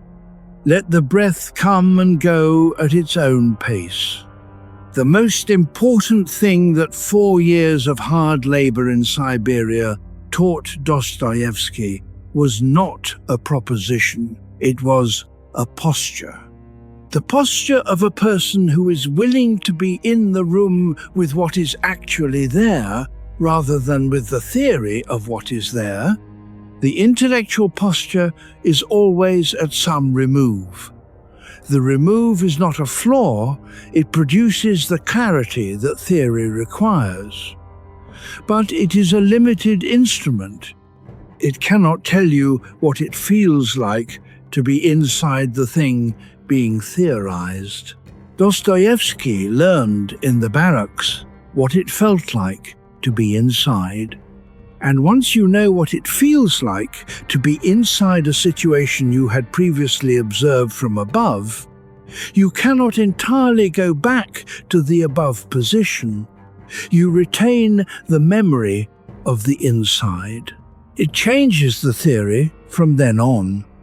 This is what makes his late fiction different from the early fiction. Crime and Punishment, The Idiot, Demons, the Brothers Karamazov. These novels are full of people who are wrong about themselves, as his early work is. But in the late work, the wrongness is given from the inside. We are not watching people be wrong about themselves. We are, briefly, reading them, those people. This is the specific technique, the thing that makes readers feel, having finished Raskolnikov's confession, that they have confessed something too. He makes the inside available. And the inside is available to him because he lived in it. There is a Marcus Aurelius observation that belongs here. He wrote in the Meditations, his private journal, written in a tent on the northern frontier. You could leave life right now. Let that determine what you do and say and think. He was writing to himself. On the Danube, in 170 CE, governing an empire that was straining at every seam, he was not writing about urgency.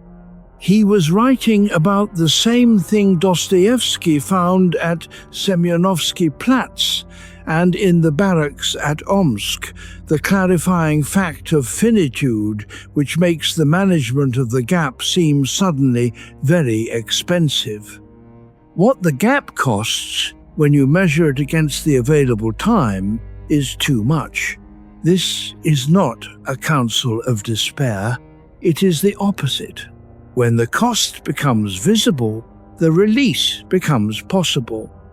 And the release is what the next few hours are about. Chapter 18, Ivan and Alyosha. The Brothers Karamazov was published in 1880. Dostoevsky died 4 months after the final installment appeared. It is his last word. And it is organized around a question he had been living inside for 30 years. What do you do when the gap between who you believed you were and who you actually are becomes impossible to manage? The novel has three brothers, Dmitri, Ivan, and Alyosha, who are all sons of the same dissolute father, Fyodor Karamazov, a man of no redeeming qualities who is murdered in the course of the novel. The murder is the event around which the story organizes itself, but the murder is almost beside the point. The real question is the one the brothers are asking about how to live. Ivan is the eldest intellectual. He is brilliant, systematic, cold-eyed. He has worked out a philosophical argument against the world as it is constructed, against the possibility of any innocent suffering having meaning. His argument is not stupid. It is the argument of a mind that is absolutely clear about the facts and absolutely unable to accept what the facts require. He tells Alyosha in the chapter called The Grand Inquisitor that he does not reject God. He returns the ticket. He means the world, as constructed, is not acceptable to him. He cannot bring himself to affirm it. He refuses. Let your shoulders drop. Let the room be quiet around you. Alyosha is the third brother, the youngest, and the moral center of the novel. He is a novice monk, a student of the elder Zosima. He is not brilliant in Ivan's sense. He is not argumentative. He does not debate the question of the world's suffering with the intensity Ivan brings to it. What Alyosha does is love the people in front of him, specifically, patiently, without requiring them to be different from what they are. Ivan is exhausted. In the way we have been discussing the second kind of tiredness, he is exhausted by the precision of his own argument, by the impossibility of accepting what the argument leads to, by the effort of maintaining clarity about the world's failures without being able to extend the same clarity toward himself. Alyosha is not exhausted. This is the comparison Dostoevsky is making. Not between intellect and faith, the contrast is too simple for that. Between two postures toward the gap. Ivan knows the gap. He has theorized it into an airtight position. He holds the facts of the world's injustice with both hands and refuses to let them go. He cannot forgive. Alyosha also knows the gap. He has seen the same world, the same injustice, the same suffering. He does not theorize it. He stands in the room with it. He cannot make it better. He does not pretend it is better. He remains in the presence of what is there. This is not passivity. It is the specific form of courage that Dostoevsky found in the barracks at Omsk, the courage to remain in the room with what is actually there, without the distance that theory provides. Ivan, at the end of the novel, goes mad. Not dramatically, not in a scene of violence or spectacle. He loses the ability to hold his position.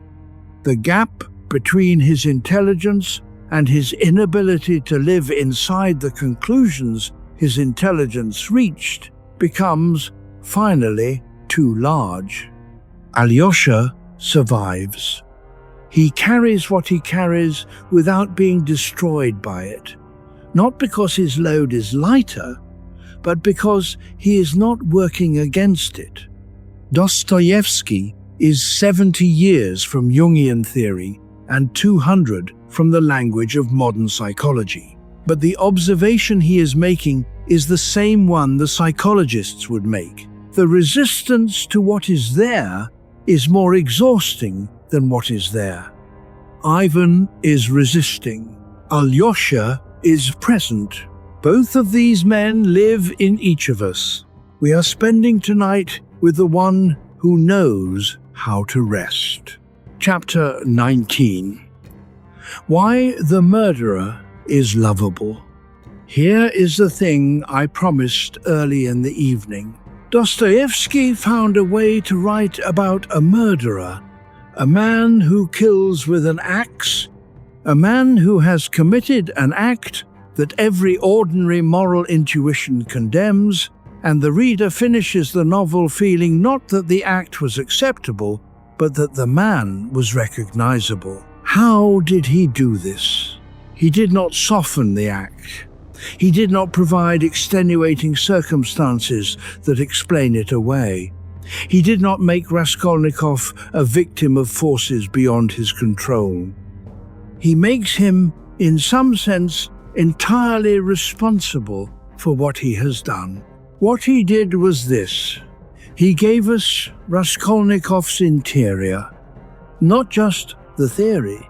The theory is easy to give, and we have it from the beginning. He gave us the specific texture of the interior at the moment the theory was failing. The way the smell of the pawnbroker's apartment changed when Raskolnikov's hand was on the axe. The specific quality of the cold sweat. The way time moved differently in those seconds, too fast and too slow at once.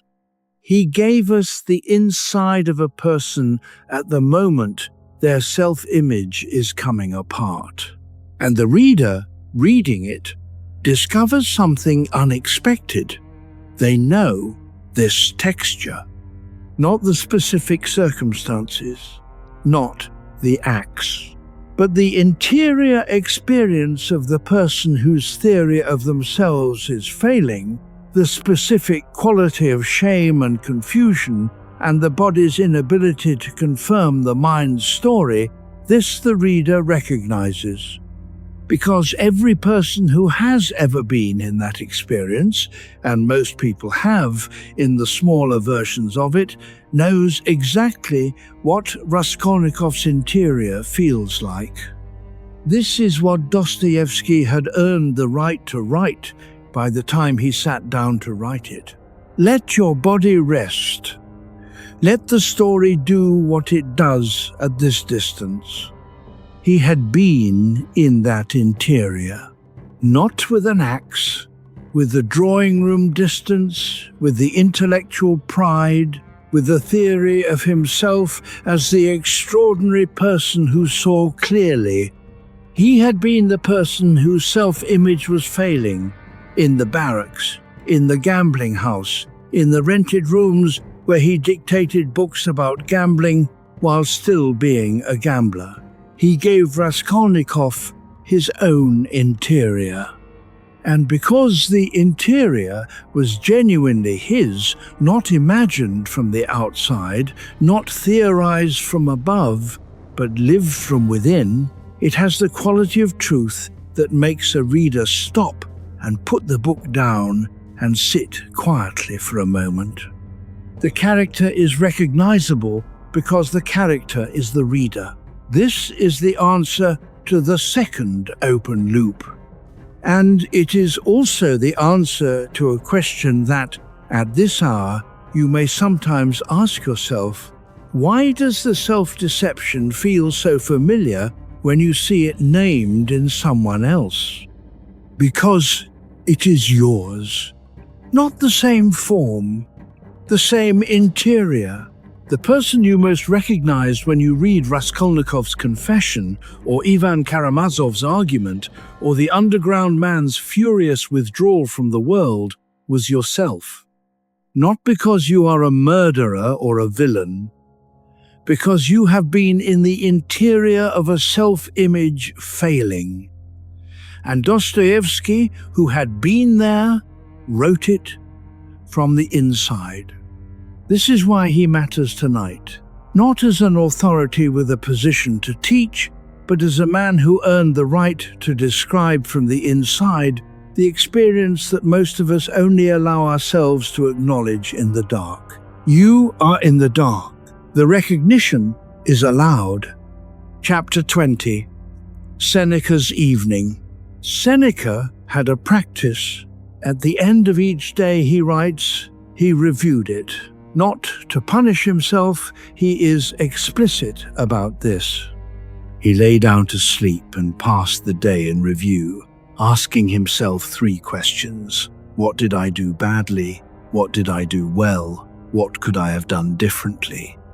He describes it as a gentle examination, conducted with the tone of a fair judge rather than a harsh one.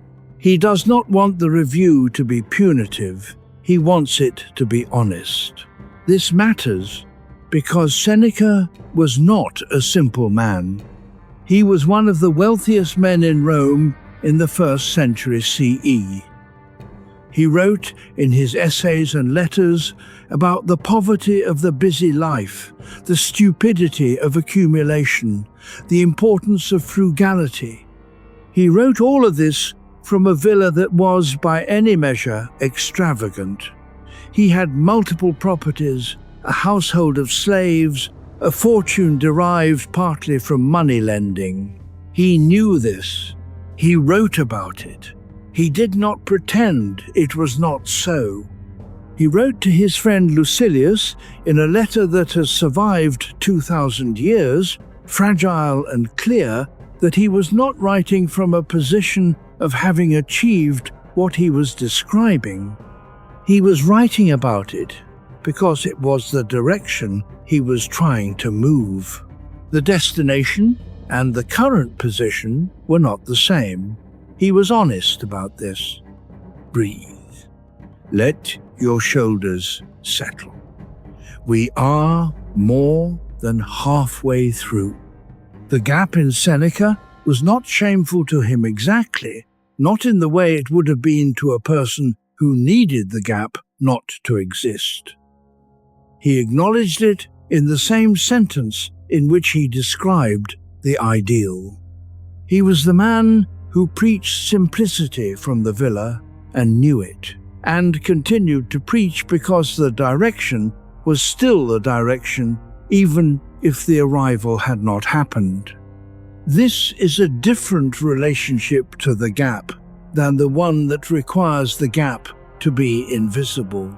The invisible gap relationship is the exhausting one. It requires constant management. It produces the second kind of tiredness. The visible gap relationship is more honest and therefore more restful, even when the gap is large. Seneca, at his most honest, was managing a very large gap. He wrote, "It is not that we have a short time to live, but that we waste a great deal of it." He was writing this in the villa. Having spent decades of his life in political service, he also critiqued in print. The line lands, not because he was above it, because he was inside it. Here is what this means for tonight, at the hour when the mind tends to begin its accounting. The accounting is not the problem. The problem is the tone of the accountant. The evening review Seneca describes is conducted by a fair judge, a person who examines the day with the same clear eye one would turn toward a problem in mathematics. Not personally invested in the outcome, interested in the truth. Most people's version of the evening review is not conducted by a fair judge. It is conducted by the prosecutor who already knows the verdict and is building the case. The prosecutor's version of the review is not honest. It is not seeking truth. It is confirming a thesis. And the thesis that you have, again, failed to be the person you were supposed to be is a thesis constructed in the service of the management, not in the service of seeing. Seneca's evening review, properly conducted, would not end in a verdict. It would end in a description. This is what happened today. Here is what I did well. Here is what I did badly. Here are the conditions that were true. And then let it rest. Let it rest. You are not being tried tonight. You are being told a story about a man who learned slowly and imperfectly that the verdict he had been passing was not the final one. Chapter 21. The line between you and them. There is a specific moment that almost every person who has judged another person harshly will, if they are honest, eventually arrive at. It is the moment when they look at the thing they were judging, the specific quality, the specific failure, the specific capacity, and they find it in themselves. Not in the same form, always. Not acted upon, perhaps, but there. Sitting in the interior, quiet and embarrassing. The same raw material that had produced in the other person the thing they condemned. This moment is uncomfortable in a specific way. It is not the discomfort of moral failure exactly. It is the discomfort of a category that has been maintaining a useful separation becoming suddenly less reliable. The category was, the person over there has this quality, I do not. The fact that I can see it so clearly in them is evidence of the clarity I bring to bear on it. My clarity is the evidence of my separation from it. When the quality appears, undeniably, in the interior, not as action, but as capacity, the category fails. And here is what is almost always true.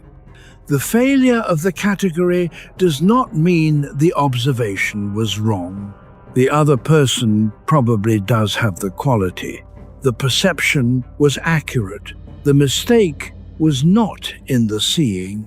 The mistake was in the conclusion the seeing was being used to support that the quality is theirs and not mine. Dostoevsky's observation of the men in the Siberian barracks was accurate. They had done the things they had been convicted of. The brutality was real. The capacity for cruelty was real. He did not revise the observation. He revised the conclusion. Let your jaw soften. Feel the weight of the blanket or the mattress or whatever surface is holding you tonight. The revised conclusion was not, therefore everything is permitted, or therefore there are no meaningful distinctions. The revised conclusion was more specific. Therefore, the distance I was maintaining between myself and the thing I was observing was not a fact about me. It was a choice, and it was costing something. It was costing the capacity to be fully in the room with other people. You cannot be fully in the room with someone you have placed in a category that excludes you. The category creates a membrane. You can see through it, but you cannot touch. The men in the barracks felt Dostoevsky's category immediately when he arrived. They told him, in ways that were not gentle, that he was a nobleman and had no business pretending otherwise. They could feel the membrane. It took years for it to dissolve.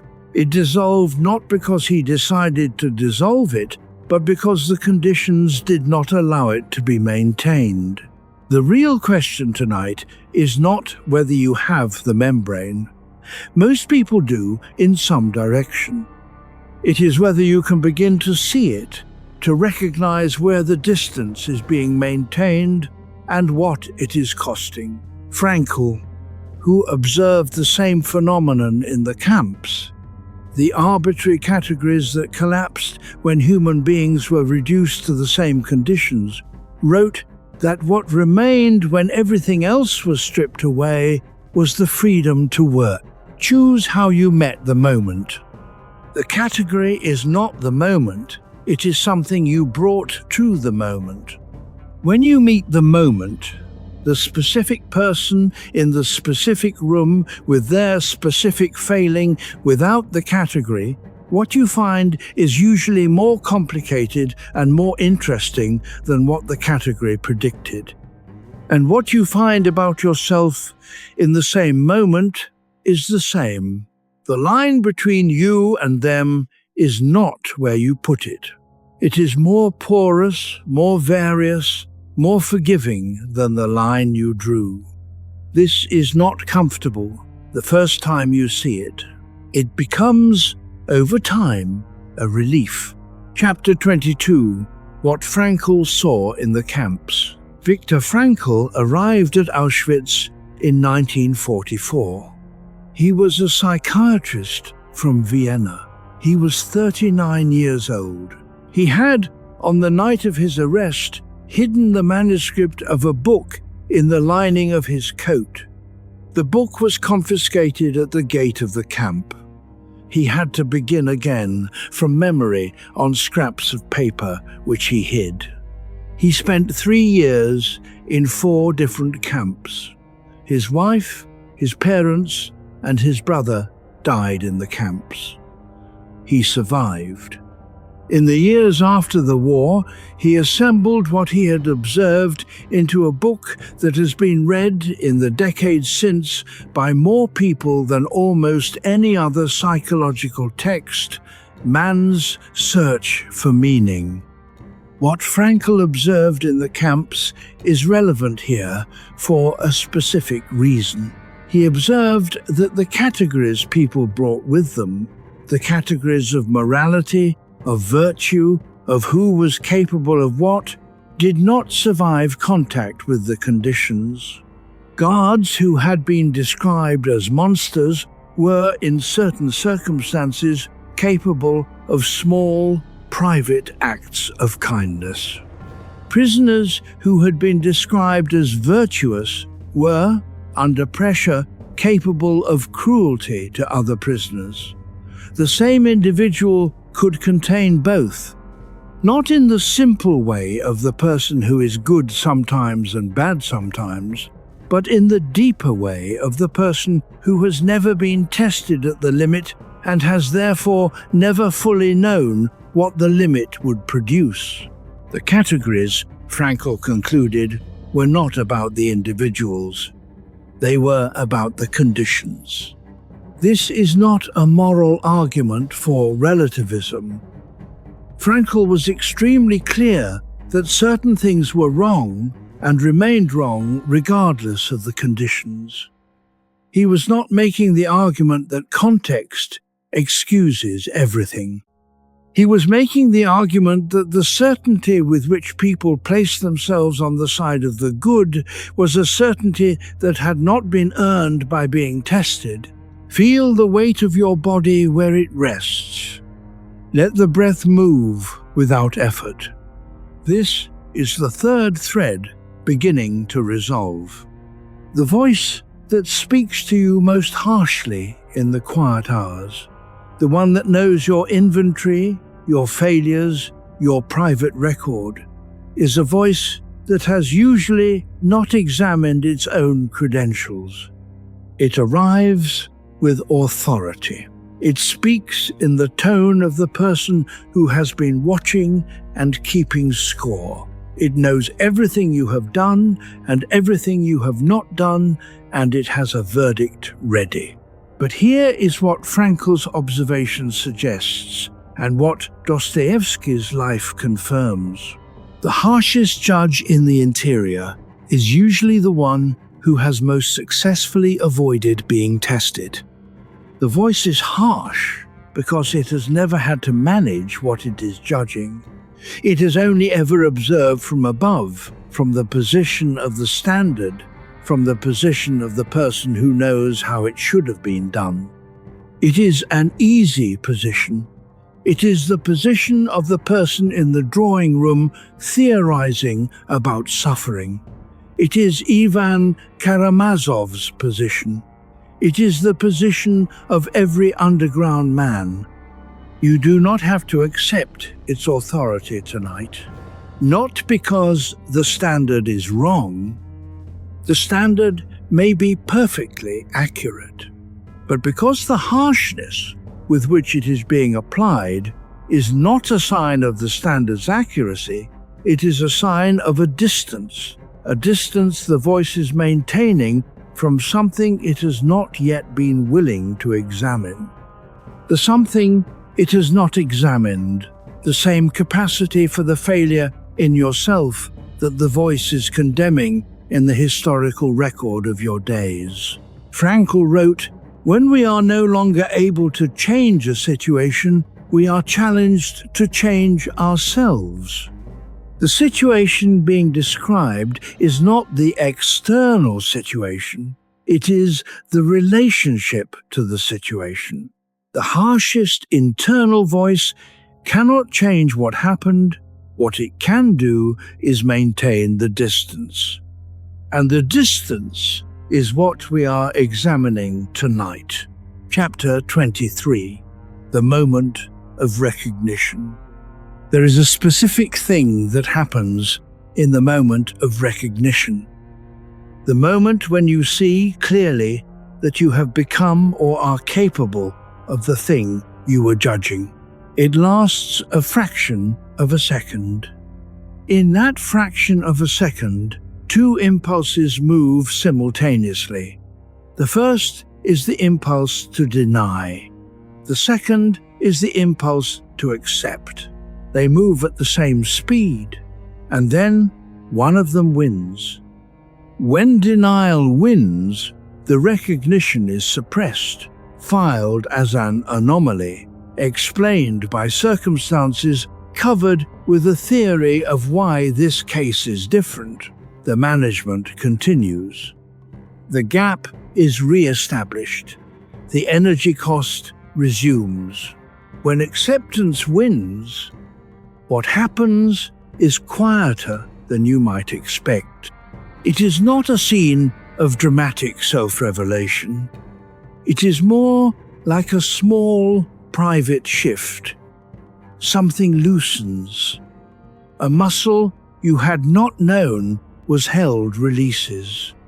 Not a single muscle exactly, more like a quality of interior pressure that has been maintained so long you had stopped registering it as pressure. This is the Dostoevsky moment.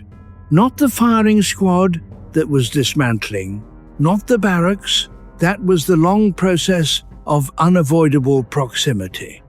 The moment of recognition is smaller than both of those. It is the single instant when the denial is simply not faster than the truth. And the truth in that instant is not devastating. Let your breath move at its own pace. Let the room be quiet. Nothing here is asking anything of you. The truth in that instant is, I have this too. The thing I have been most clear-eyed about, out there, in the behavior of other people, I have this too. And the fact of having it does not mean what the shame predicted it would mean. You are still in the room. The people who know you are still in the room. The standard you held has not been abolished by the recognition. The recognition simply means the standard is now held by a person who knows they are subject to it, rather than by a person who has placed themselves outside it. That is a different relationship to the standard. It is in some ways a more honest one. Dostoevsky's mature characters, Alyosha, Karamazov, the elder Zosima, the narrator of The House of the Dead, do not lack standards. They are, in many respects, the most morally serious characters in his fiction, but they hold their standards from the inside. They know what it costs to fall short. They know because they have fallen short, or because they are capable of it, and they do not pretend otherwise. This inside position is what produces what his characters describe as simply love. Not the love of the drawing room, the theoretical love of the person who cares about the category, but the love of the person who has looked at another human being in their specific failure and recognized in the recognition something of themselves. This is not a simple emotion. It is not comfortable. It does not mean that the thing being done is acceptable, or that there is no need for consequence, or that the failure should be met with nothing but warmth. It means only this: the person in front of you, failing, is doing something you also have the raw material for. And that small recognition, that small release of the need to maintain the category changes the quality of how you stand in the room with them. Dostoevsky spent 30 years learning to stand this way. He did not always manage it. He remained too human in certain directions to always manage it. He had his own versions of the management, his own returns to the distance, his own failures of recognition. But he could describe it from the inside. And at this hour, in this room, the description is available. Chapter 24. What Dostoevsky did with his shame, he put it in the characters.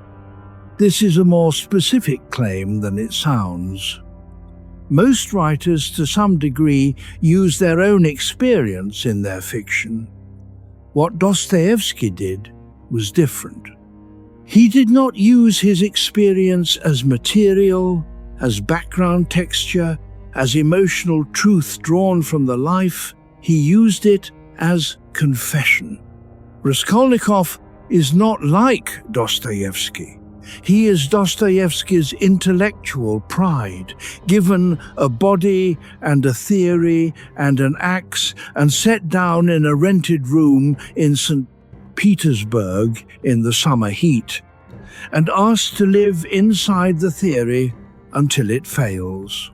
The underground man is not like Dostoevsky. He is the Dostoevsky of the drawing rooms. The man who saw too clearly and could not bring himself to stop seeing, whose clarity became a prison because the clarity was not being applied to the person doing the seeing. Ivan Karamazov is not like Dostoevsky. He is the part of Dostoevsky that could not finally accept the world as it was given, that needed the world to be better before he would affirm it, and who suffered enormously in the waiting. He put his shame in them. He put his pride in them. He put the parts he had not yet resolved in them. And in doing so, he found a way to examine those parts without having to claim them directly, a way to hold them at the slight distance of fiction while still being fully in the room with them. This is one of the things art is for. Let your breath move without direction. You are in the long, slow middle of the night. The confession in the third person is not the same as the confession in the first person. It requires a different quality of courage. Not the courage of the direct statement, but the courage of the form, the commitment to accuracy even in the invented life. Dostoevsky's characters fail in ways that are uncomfortably specific. They fail in the ways that the most intelligent, most self-aware people fail, not through ignorance, not through malice, but through the specific pride that intelligence enables. The pride that says, I can see this clearly enough that I am therefore exempt from it. This exemption is the failure, and it is given in every case from the inside. Reading it, you cannot maintain your position as external observer. The precision is too great. The texture is too accurate. You slip at some point into the interior, and in the interior you find yourself there. This is the gift of shame transformed into art. It does not demand anything of the reader. It does not accuse. It simply opens the room and says, "Here is what it is like. Come and see if you recognize it." The people who recognize it, who put down crime and punishment, having felt something they were not expecting, are people for whom the recognition was the thing they needed, not the verdict. Not the verdict the prosecutor had been preparing. The recognition says someone else was here. The verdict says, you should not have been. Dostoevsky gave the world recognition. He had spent enough years under the verdict to know what it was worth. Chapter 25. The face in the other room. If your mind has drifted, that is fine. Come back gently. We are still here. There is a version of tonight that does not involve a verdict. Most of us have spent a significant portion of our interior lives in the court. The court is always in session, the one where the self is both prosecutor and defendant, and the trial concerns all the things that were done and not done, said and not said, felt and not admitted. The court is exhausting. What Dostoevsky found, and what the evening has been moving toward, is not an acquittal. He did not find a way to retroactively correct the record. The gambler gambled. The man in the drawing room maintained his distance. The intellectual theorized about suffering from a comfortable elevation. These things happened. What he found was the possibility of a different relationship to the record. Not forgiveness in the sentimental sense. Not the warm wash of self-compassion applied from the outside. Something more specific. The possibility is this. When you see the thing you have most judged in another person, and you find it in yourself, and you do not deny it, and you do not accept the verdict that the finding confirms your deepest fear about yourself, what you find on the other side of the denial is simply you. Not the verdict of you, not the theory of you, just the person in the room. The person in the room who has the same raw material as the person being judged. And the person in the room, this specific person with their specific record and their specific inventory, is also capable of the things that the court never scheduled. Kindness without calculation, patience with the difficulty of other people, attention to the person in front of them rather than the category the person belongs to. The face in the other room, the face of the person you have been hardest on, in judgment or in the particular harshness that sometimes turns inward, has this quality too, if you can look at it without the distance the verdict requires. Breathe. The room is quiet. The night is at its own pace. Dostoevsky did not reach this by deciding to be better. He reached it by being placed for 4 years in conditions that made the distance untenable. He did not choose the conditions. The conditions chose him. Most of us will not be given the conditions. We will have to arrive at the same place by a different route. A slower route, probably, with more reversals. But the route exists. And the beginning of it is the small recognition in the quiet of a room at night that the line you drew was yours, not a fact of the world, but a choice you made and a choice you can make differently. Not tonight, necessarily. The choice does not have to be tonight, but the option is available, and knowing that it is available is itself a kind of rest. Chapter 26, Nietzsche and the Yes. Friedrich Nietzsche proposed, in the final years before his collapse into mental illness, a concept he called amor fati. The phrase is Latin, love of fate. He meant it precisely.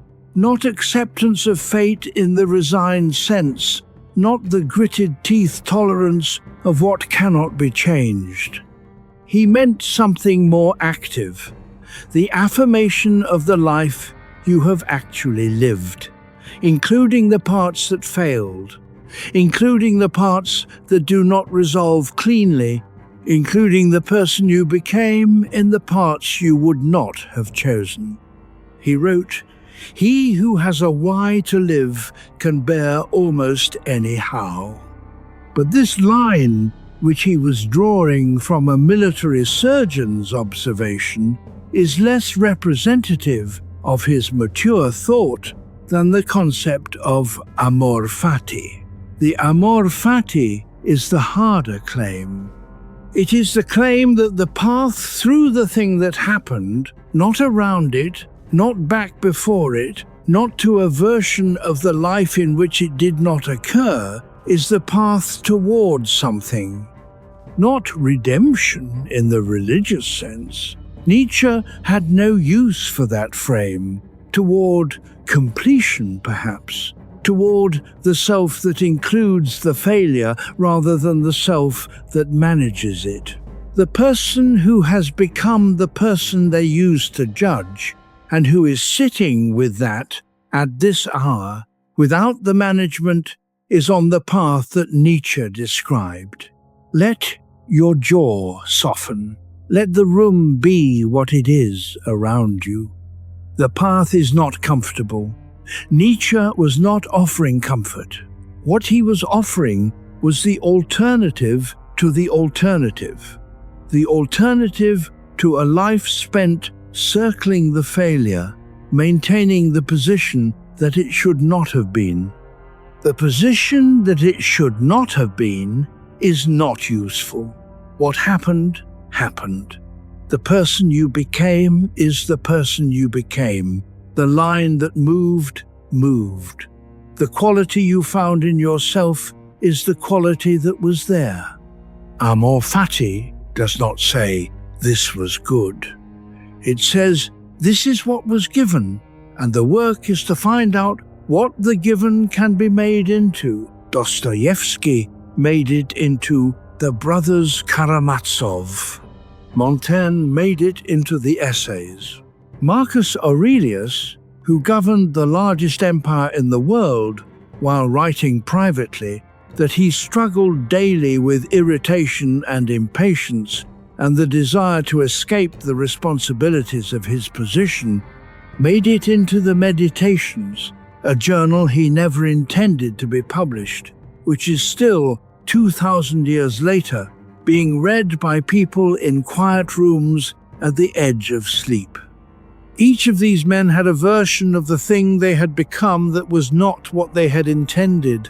Each of them found a use for it, not a justification, a use. The distinction matters. The justification says it was necessary, or it was good, or it produced something that could not have been produced another way. The justification is a theory. The use is simpler. The use says, this is the material. Make something from it. The material you have, the record, the failures, the recognitions, the moments when you became the person you used to judge, is not a problem to be solved. It is the material, and the making is still available. Nietzsche was not a comfortable thinker. He was not a gentle presence. He pushed the idea to its most demanding form because he distrusted the easier versions, the versions that allowed you to affirm only the parts of the life you would have chosen. The Amor Fati includes all of it, including tonight. Chapter 27. The Voice That Won't Forgive. We arrive now at the third thread.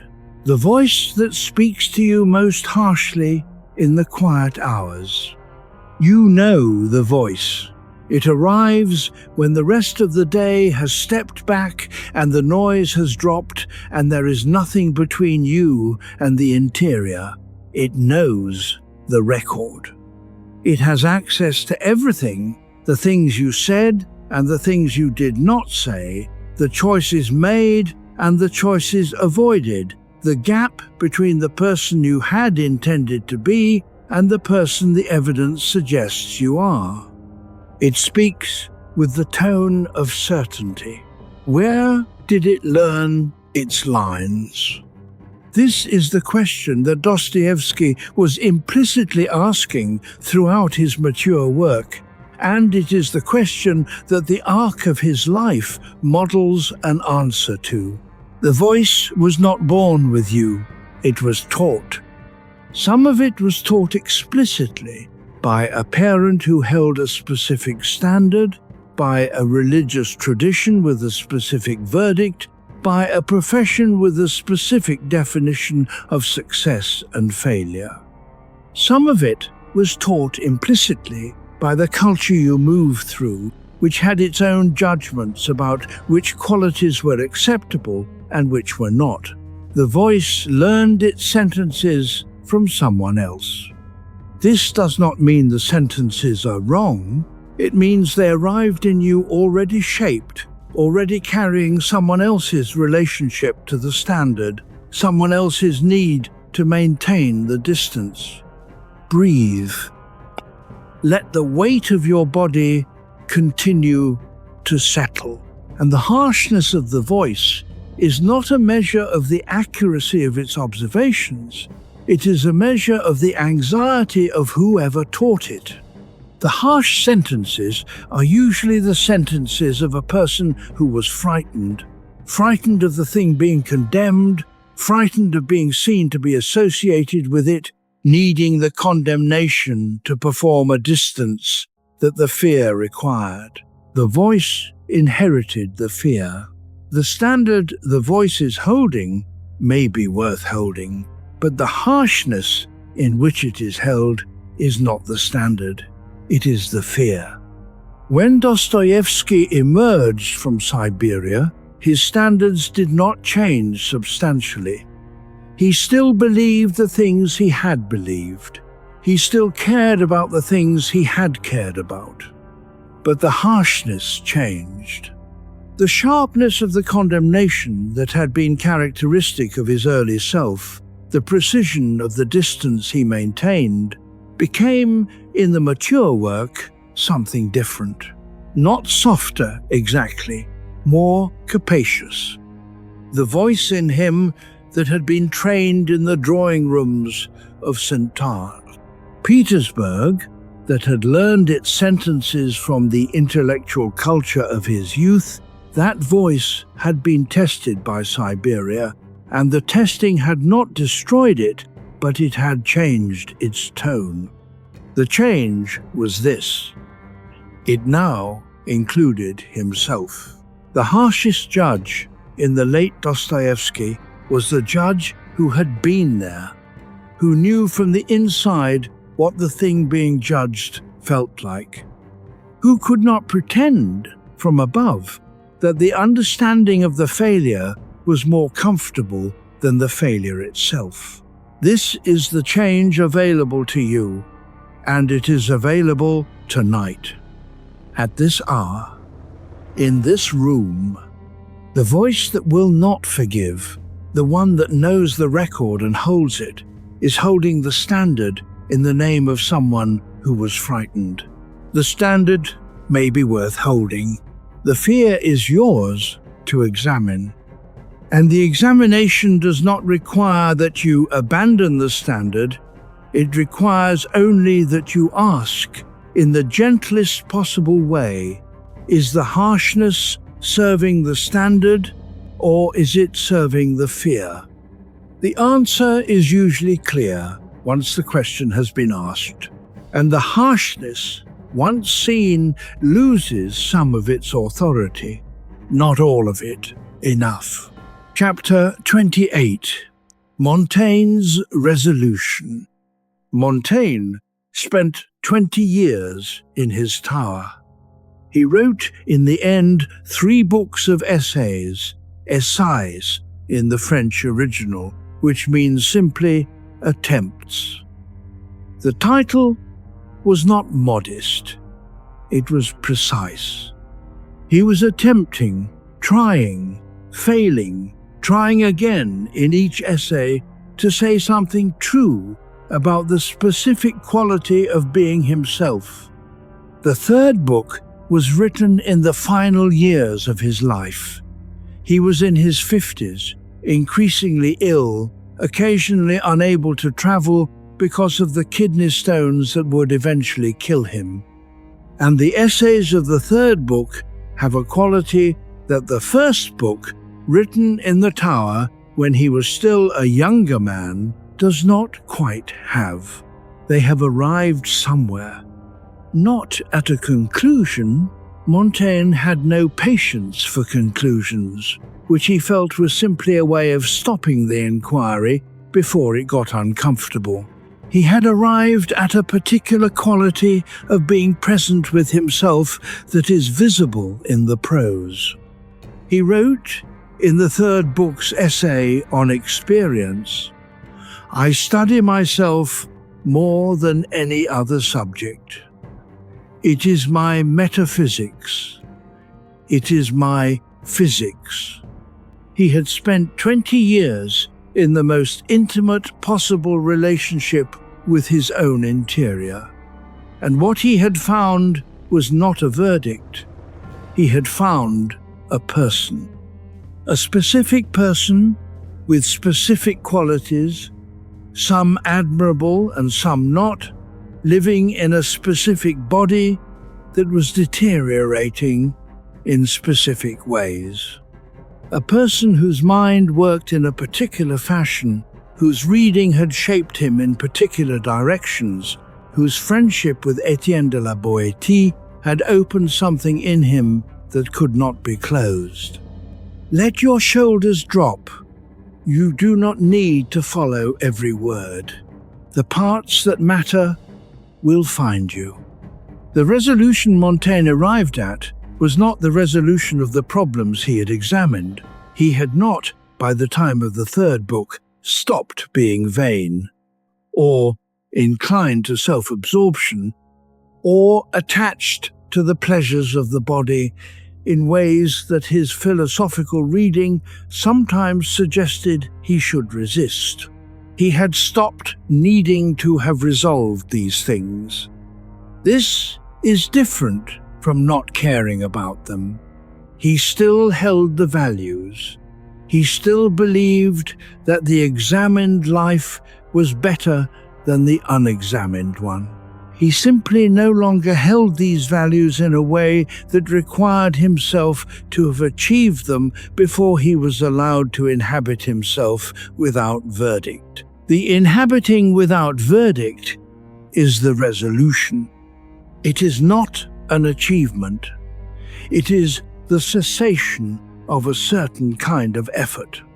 Dostoevsky, in the late work, in the figure of Alyosha Karamazov and the elder Zosima, is describing the same cessation, not the abandonment of the standard, the cessation of the effort to stand outside oneself, maintaining the distance, passing the judgment. Zosima says, in the Brothers Karamazov, that the quality he is trying to teach Alyosha is the quality of a man who has no enemies. Not because the world has given him no cause, but because he no longer needs enemies in order to know who he is. The enemy, external or internal, is the thing you place yourself against in order to maintain the category. I am not that. I am better than that. My clarity about that is evidence of my separation from it. Zosima does not need the separation. He is in the room with what is there.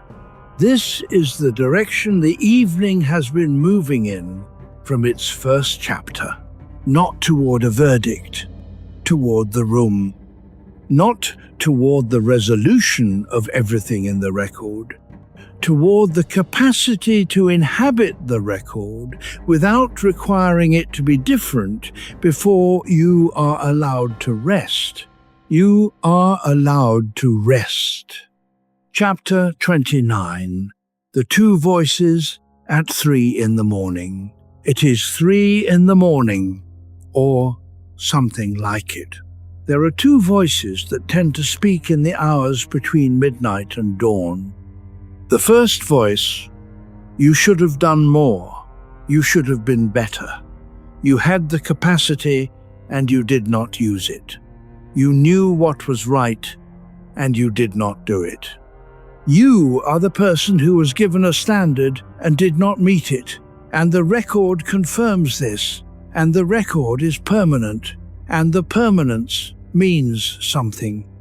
This voice is not wrong about all of it. The record is often accurate. The standard was often real. The gap between the capacity and the use of it is often exactly what the voice describes. But notice what the voice does not do. It does not ask, what were the conditions? It does not ask, what was I carrying when I failed to meet the standard? It does not ask, is the standard mine, or is it someone else's fear that I adopted before I had the capacity to evaluate it? It does not ask, what would I say to someone else who had failed in this exact way? The voice is not conducting an inquiry, it is performing a verdict. Let your breath move without effort. Let the room be still. You do not need to hold anything tonight. The second voice is quieter. It tends to arrive later, after the first voice has exhausted itself. You were doing what you knew how to do, with the information you had, with the capacity that was available at the time. The failure was real. The gap was real. And the person who failed was also the person who has done the other things, the ones the first voice does not bother to mention. You are more than the record the first voice keeps. This second voice is not delusional. It is not offering an alternative accounting in which the failures disappear. It is offering a different accounting, one that includes the conditions, the context, the full weight of what was being carried when the failure happened. This is the voice that Dostoevsky found, not easily, not quickly, not by a process of decision or spiritual exercise, by being stripped of the conditions that allowed the first voice to maintain its authority. In Siberia, the first voice could not maintain its authority. It required the position above, the distance, the category, the separation between the person doing the judging and the thing being judged. Siberia removed the position, and in its absence, the second voice became audible. Both voices learned their lines from someone else. Both were taught to you by the people and the conditions that shaped your interior. Neither is entirely right, but they serve different purposes. The first voice serves the management of the gap. It is the voice of the self that needs to maintain the distance from the failure in others from the capacity in itself. The second voice serves the inhabiting. It is the voice of the self that has looked at the gap and said, yes, this is there, and it is mine, and I am still in the room. Dostoevsky's late characters speak in the second voice, not because they are superior, because they have stopped needing to speak in the first. At 3 a.m, at the edge of sleep, in the specific quiet of the room you are in, the second voice is available. It is softer than the first. It requires a different kind of listening, but it has always been there. It was there before the first voice learned its sentences. And it will be there in the morning when the record presents itself again. The record will present itself again. This is guaranteed. The first voice will have things to say, but you have heard the second voice tonight. And having heard it, the first voice's authority will not quite be the same. Chapter 30. The Stenographer He Married. Anna Grigorievna Snitkina was 20 years old when she first met Dostoevsky. She had been trained as a stenographer. She had taken the work as a practical measure. Her father had died, her family needed income, and stenography was one of the few professional skills available to women in St. Petersburg in 1866. She arrived at Dostoevsky's apartment in October of that year to take dictation on a novel he needed to complete in 26 days. She found a man who was 45 years old, thin, nervous, prone to epileptic attacks, in severe financial debt, and, on the basis of the evidence available to a reasonably perceptive 20-year-old woman, not a good candidate for a stable domestic life. He dictated the novel. She transcribed it. At the end of the 26 days, she went back to the apartment to deliver the finished manuscript. And he proposed marriage. She accepted.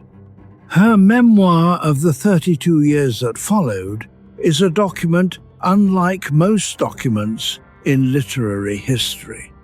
It is not a portrait of the saint. Anna does not present Dostoevsky as a genius elevated above ordinary human failing. She presents him as he was, alternately brilliant and impossible, tender and petty, capable of great generosity and of gambling away the money she had set aside for food. She manages the money, she manages the publishers, she manages the household, the children, the medical crises, the travel for gambling and then the travel away from gambling, and she does this without the tone of martyrdom. Let your jaw soften. Let the night be what it is. What Anna understood, and this is not a small thing, is that the man she had married was the man she had married. He was not going to become, through her management or her patience or her love, a different man. He was going to be, for the duration, the specific combination of qualities she had said yes to in October 1866. She said yes to all of it. This is a different model of love from the one that is most commonly described, the love that is conditional on improvement, that holds the standard as the cost of continued presence, that offers itself with the implicit provision that the person being loved will eventually become the person they should be. Anna's love was not conditional on improvement. It was present with what was there. This is the specific quality that Dostoevsky was describing in his late fiction, from the inside.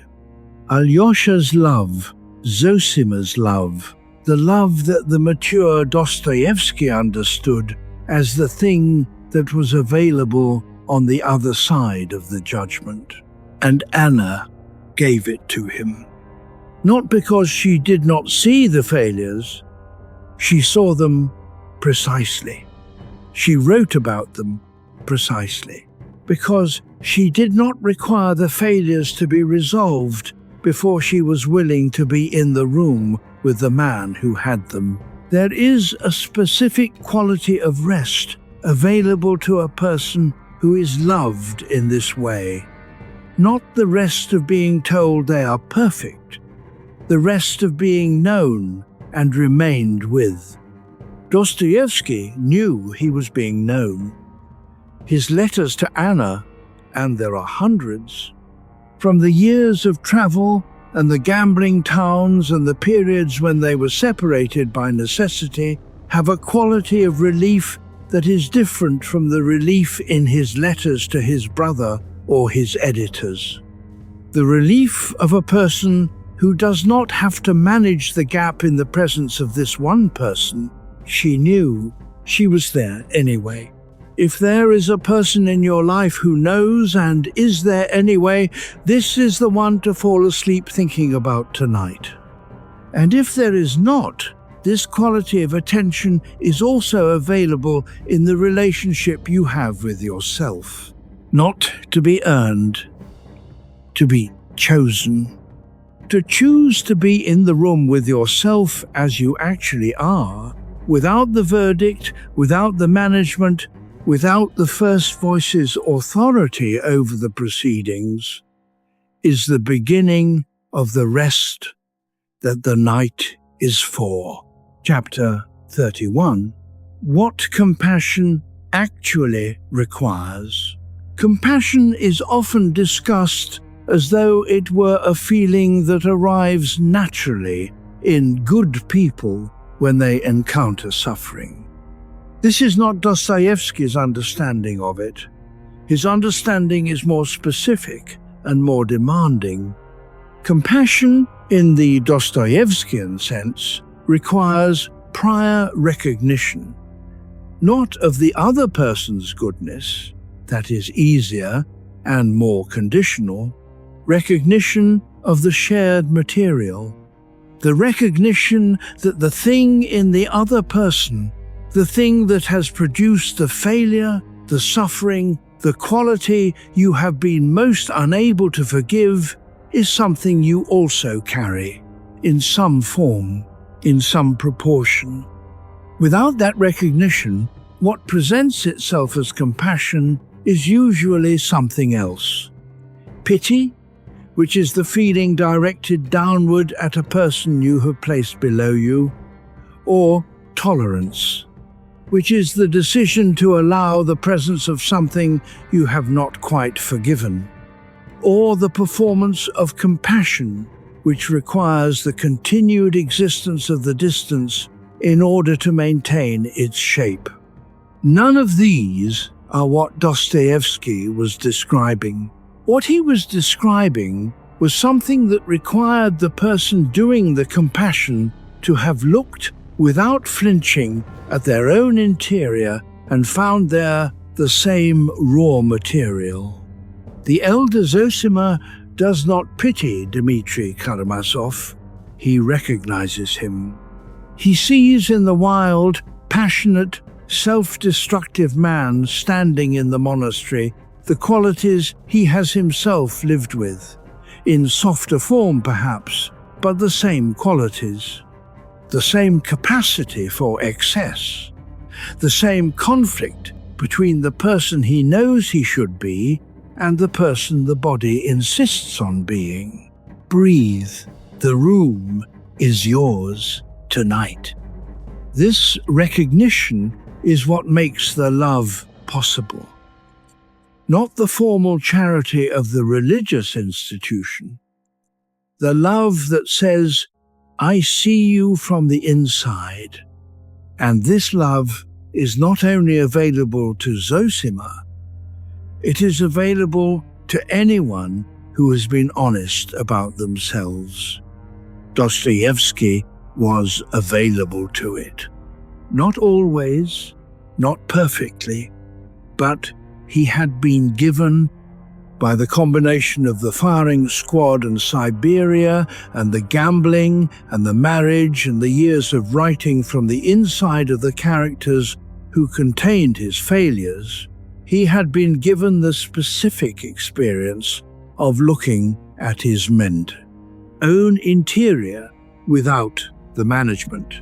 And what he found there was not the verdict.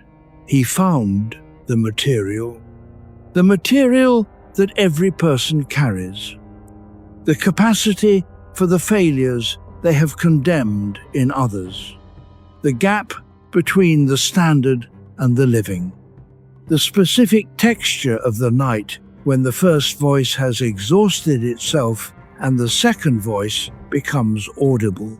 He put all of it in the characters. And the characters taught the reader something that could not have been taught from outside, that the compassion available to the person who has looked at themselves honestly is not the compassion of the person who has decided to be kind. It is the compassion of recognition. You see yourself in them. You do not require them to be different. You are in the room with what is actually there. This is what Dostoevsky found in the barracks at Omsk. This is what Zosima embodies in the Brothers Karamazov. This is what Alyosha practices in his daily life among the people of the novel, not one of whom is simple or easy or obviously worthy of the attention he gives them. The compassion does not require the other person to have resolved their failures. It does not require them to be on the way to resolution. It requires only the recognition. You are carrying the same material, and the recognition is honest only if you have looked. The looking is what tonight has been. Chapter 32. The standard that was handed to you. If you are still awake, this is the part I wanted you to hear. There is a question worth asking at this hour, in this room. Not a demanding question, a gentle one. The standard you hold most tightly, the one that generates the harshest response when it is not met. Where did it come from? Not in the philosophical sense. Not in the sense of the argument for why the standard is correct. Where did it come from in the biographical sense? Whose voice does it speak in when it speaks? Most standards that are held most harshly have a voice attached to them, a specific voice. Usually a person from the early years, a parent, a teacher, a community of some kind, who held the standard in exactly this tone, with exactly this harshness, and from whose holding it was adopted.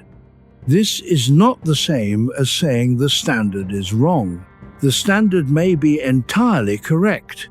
The question is about the harshness, the specific quality of the feeling that accompanies the violation of the standard. That quality is usually imported. You received the standard with the harshness already in it. You did not add the harshness, you inherited it. Let your breath move, let the weight settle. The night is slow here. Dostoevsky was handed his standards by a combination of sources. A medical student's intellectual culture in St. Petersburg, the liberal idealism of the Petrushevsky circle, the religious education of his childhood, the literary tradition he had entered. Each of these sources had standards attached to them, and each had a harshness calibrated to the anxiety of the people doing the handing. He received all of it. In Siberia, The handing stopped. The sources were removed. The intellectual culture was gone. The circle was gone. The literary world was gone. He had only what he had already internalized, and the men in the barracks and the cold. And in the absence of the handing, he had to discover which parts of the standard were genuinely his and which were simply the shape of someone else's fear that he had been carrying. The genuinely his parts remained. The care about human dignity. The conviction that the world should be otherwise. The insistence on taking the large questions seriously. The borrowed parts began, slowly, to become visible as borrowed. The harshness, the precision of the condemnation, the specific need to maintain the category. These were not his. They had been handed to him, and he had taken them without examining the packaging. Ethan Kross, whose work on the inner voice tracks what Dostoevsky was discovering experientially, has written about the way in which the specific language we use toward ourselves carries emotional weight beyond its content. The harshest standards, when examined, are always being applied with the slight distance of someone evaluating from outside, the evaluator and the evaluated slightly apart. That distance is borrowed, and what is borrowed can be put down. Not the standard itself, just the harshness. The standard, held in your own voice, the voice that is not someone else's fear in different clothing, has a different tone. It is still clear. It is still real. It asks something of you, but it does not speak in the voice of condemnation. It speaks in the voice of the person who knows from the inside what it costs. Chapter 33. The Man Who Came Back from Siberia. Dostoevsky returned to St. Petersburg in 1859. He was 38 years old. He had been gone in total 10 years. 4 in the prison camp, 4 in the military regiment, the rest in transport and transition. The city had changed. His friends had moved on. The literary world had continued without him. The Petersburg he returned to was not the Petersburg he had left. He was also not the man who had left. The specific thing that had changed was not a quality that could be named easily. He had not become gentle in the conventional sense.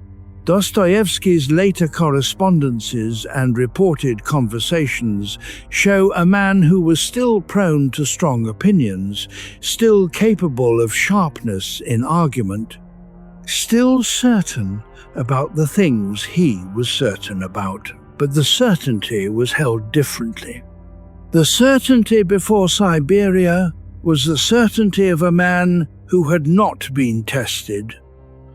It was a room with no holes in it, clean, consistent, tightly constructed. The certainty after Siberia was a room that had had several holes knocked in it and had been repaired, not so neatly that the repairs were invisible, but in a way that made the room still habitable and, in some ways, more interesting. You could see, in the late Dostoevsky, where the repairs were. You could see where the original construction had met the conditions and had not held, and where it had been revised to accommodate what the conditions revealed. Breathe. The room you are in is also a repaired room. He began writing again almost immediately. He began writing for publication again with a specific quality of energy that his early work, brilliant as it was, had not quite had. He was writing from the inside. The novels that followed, The House of the Dead, Crime and Punishment, The Idiot, Demons, the Brothers Karamazov, are the novels of a man who has been on both sides of the category, who has been the person doing the theorizing and the person being theorized about, who has been the one who judged and the one who, by the condition's insistence, became the thing he judged. He did not wear this as a wound. He wore it in the work as a form of permission. Permission to write from the inside of the failures. Permission to give his characters the dignity of the fully inhabited interior. Permission to be, in the fiction, the person who had been in the room. This is what he brought back from Siberia. Not a lesson, not a doctrine, not a reformed theory of how people should live. A permission, the permission to be fully in the room with what is actually there. In the work, in the marriage, in the gambling house, still for years, and then in the years after the gambling stopped, when the interior was quieter. He was not a different person. He was a more complete version of the person he had always been.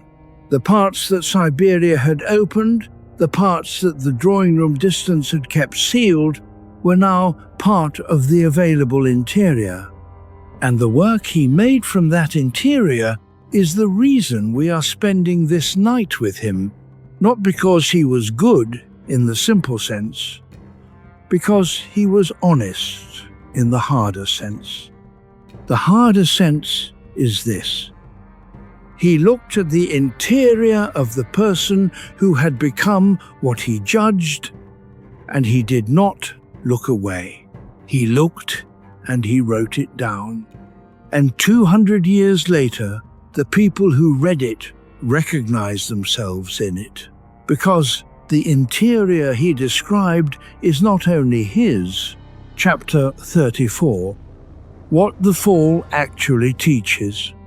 We have been moving toward a simple claim, arrived at slowly. It is this: the fall, the becoming of the person you used to judge, does not teach humility in the conventional sense. The conventional sense of humility is a reduction. The learning of your place, the recognition that you are not as exceptional as you believed, the stepping down from the position you had claimed. This is not what Dostoevsky found. What the fall teaches, when it is allowed to teach and not simply suffered through, is a specific quality of connection. The connection that becomes available to the person who has been on both sides of the line. The person who has only ever been on one side of a line, who has only ever been the one who holds the standard and maintains the distance, cannot fully reach the people on the other side. Not because they lack the intention, because the intention is reaching across a gap that their own position maintains. The person who has been on both sides reaches differently, not because they have lowered the standard, because they are no longer reaching across a gap. They are in the room. Let the weight of the night hold you where you are. This is what Dostoevsky's late fiction achieves that his early fiction cannot. Not because the early Dostoevsky was less talented, because the late Dostoevsky had been in the room. He had been in the room of the murderer, sleeping alongside the men who had done the things he had only theorized about. He had been in the room of the addict, sitting in the casino with the same compulsion operating in himself. He had been in the room of the man who knew better and could not stop. And from inside those rooms, the fiction he wrote has the texture of lived experience rather than observation. You read it and you feel not that you are looking at someone, but that someone is looking at you. The Fall teaches this, not immediately, not without the suffering that is inseparable from the falling, but in time, with the specific honesty that Siberia required of Dostoevsky and that the falling in its smaller versions eventually requires of most people. The Fall teaches that the room you thought you were above is the room you live in. You have always lived in it. The distance was never the truth. It was a way of managing the truth. And the truth that you carry the same raw material as the people you have judged, that the line you drew was a choice and not a fact, that the category that separated you was serving a purpose the category never admitted to. This truth is not a verdict, it is an invitation. The invitation is to inhabit the room fully, to be present with what is there, to hold the standard not from above it, but from inside it, knowing what it costs, knowing what it means to fall short of it, knowing that the standard is worth holding not because you are exceptional, but because the direction it points is real. This is the difference between the early Dostoevsky and the late Dostoevsky. And this is the direction the night has been moving in, not toward a resolution of all the things in the record, toward the capacity to be in the room with what is there, including yourself. The night is long and quiet. Let it do its work. Chapter 35. The Question at the Edge of Sleep. The question at the edge of sleep is not a demanding one. It is a gentle one.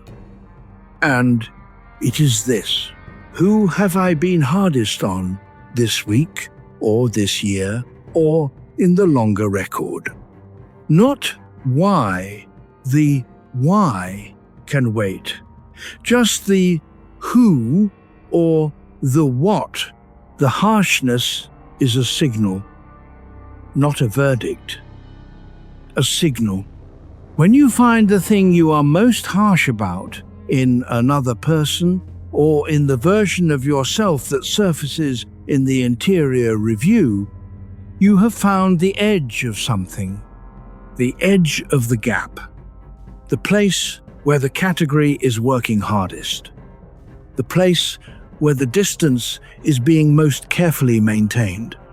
And the question that follows, the one that does not have to be answered tonight, but that can be gently held at the edge of sleep, is: what is the harshness protecting? Not what is it condemning. That it will tell you readily. What is it protecting? This is the question Dostoevsky spent his adult life answering in the third person. He put the harshness in the characters and gave the characters lives in which the harshness met the conditions, and the conditions showed him what the harshness was protecting. It was protecting the distance, the position above, the category. And the category was protecting the recognition that the thing being condemned was also, in some form, available in the interior. When the recognition finally came, in the barracks, in the gambling house, in the writing, it did not destroy him. It changed the quality of the room he was in. Breathe. Let the weight of the mattress and the pillow hold what it holds. The night is at its quietest now. You do not need to have resolved the thing you found at the edge. You do not need to have acted on the recognition. You only need to have looked. And having looked, having allowed the recognition to exist in the interior without immediately covering it with the verdict, you have done something that the management had been preventing. You have been honest. The honesty does not require anything else tonight. It simply is. Dostoevsky was 38 years old when he returned from Siberia. He had 10 years of hard looking behind him. He had another 22 years of writing ahead of him. He had the gambling and the debts and the marriage and the children and the epilepsy and the final illness and the last novel delivered to a waiting world in the year before his death. He had the moment in the barracks when the category failed and the room contained only men. All of it was in the room with him on the night of the 8th of February 1881, when he died in his apartment in St. Petersburg. His wife was there, his children were there. He was 59 years old. He had spent the rest of his life after Siberia trying to write from the inside of the rooms he had learned to be in. The question at the edge of sleep is the question he was answering throughout. Not, how do I become the person I should be? But, can I be in the room with the person I actually am? The answer, arrived at slowly, imperfectly, over a lifetime of trying, is yes. The room is available. You are in it now. Chapter 36. Sleep now. It is sometime after midnight, or close to it. The room has gone still. We began tonight with the simple observation that most people have a moment that is difficult to place in the linear narrative of the self, when something they held to be a fixed distance in themselves became, without warning, movable. The moment when you became the person you used to judge. It is the most private kind of recognition. It tends to arrive without witnesses, in the unglamorous moments, a parking lot, a Tuesday, a conversation overheard. The recognition lands before the thought has finished. The first impulse is denial. Tonight we spent 3 hours with a man who had the denial removed, not by choice, by conditions that the denial could not survive, by a firing squad in the snow and a barracks in Siberia, and the long, grinding proximity to the men whose quality he had theorized from above. And what he found, when the denial was no longer available, was not the verdict the denial had been preventing. He found the room that contains all of it, the standard and the falling short of it, the category and the recognition that the category was serving a purpose it never admitted, the harshness and the knowledge of what the harshness was protecting. The room is not comfortable in the way that comfort is usually offered. It does not promise resolution. It does not promise that the record will look different in the morning. It does not promise that the first voice will not speak again. But it is a room where something is available that is not available in the managed space above it. Rest, the specific rest of the person who has stopped maintaining a position. You do not need to maintain it tonight. The standard you hold is real. It will still be real in the morning. The direction it points is still the direction worth moving in. But the harshness, the additional weight that the standard acquired in the carrying, the voice that learned its sentences from someone else's fear, this does not have to be taken into sleep. It can rest here, at the edge of the chapter.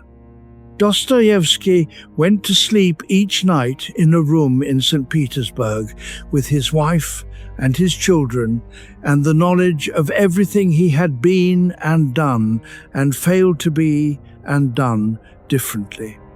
He was a complicated man. He had left the complications available to him. You are also a complicated person. You have also left the complications available. The complications are not a problem to be solved tonight. They are the material. And the person who has been honest about the material, who has looked at the interior without requiring the interior to be different before they are allowed to rest, that person has access to a quality of sleep that the management, in its efficiency, prevents. It is the sleep of the person who has been in the room. Montaigne, in his tower, at the end of a long evening of the inventory, at rest with what he found. Marcus Aurelius, in his tent on the Danube, having reviewed the day with the fair judge's attention and put down the record, at rest with what he found. Dostoevsky, in the barracks at Omsk, lying in the dark alongside the men the theory could no longer separate him from, at rest with what he found. You, in this room, at this hour, having spent these hours with the question, at rest with what you found, the harshest sentences you pass on others are usually the ones you were already passing on yourself. And the release of them, even for one night, even partially, is the beginning of something that does not have a name but feels, when it arrives, like the end of a labor you did not know you were doing. The labor is done for tonight. The room is yours. Sleep now.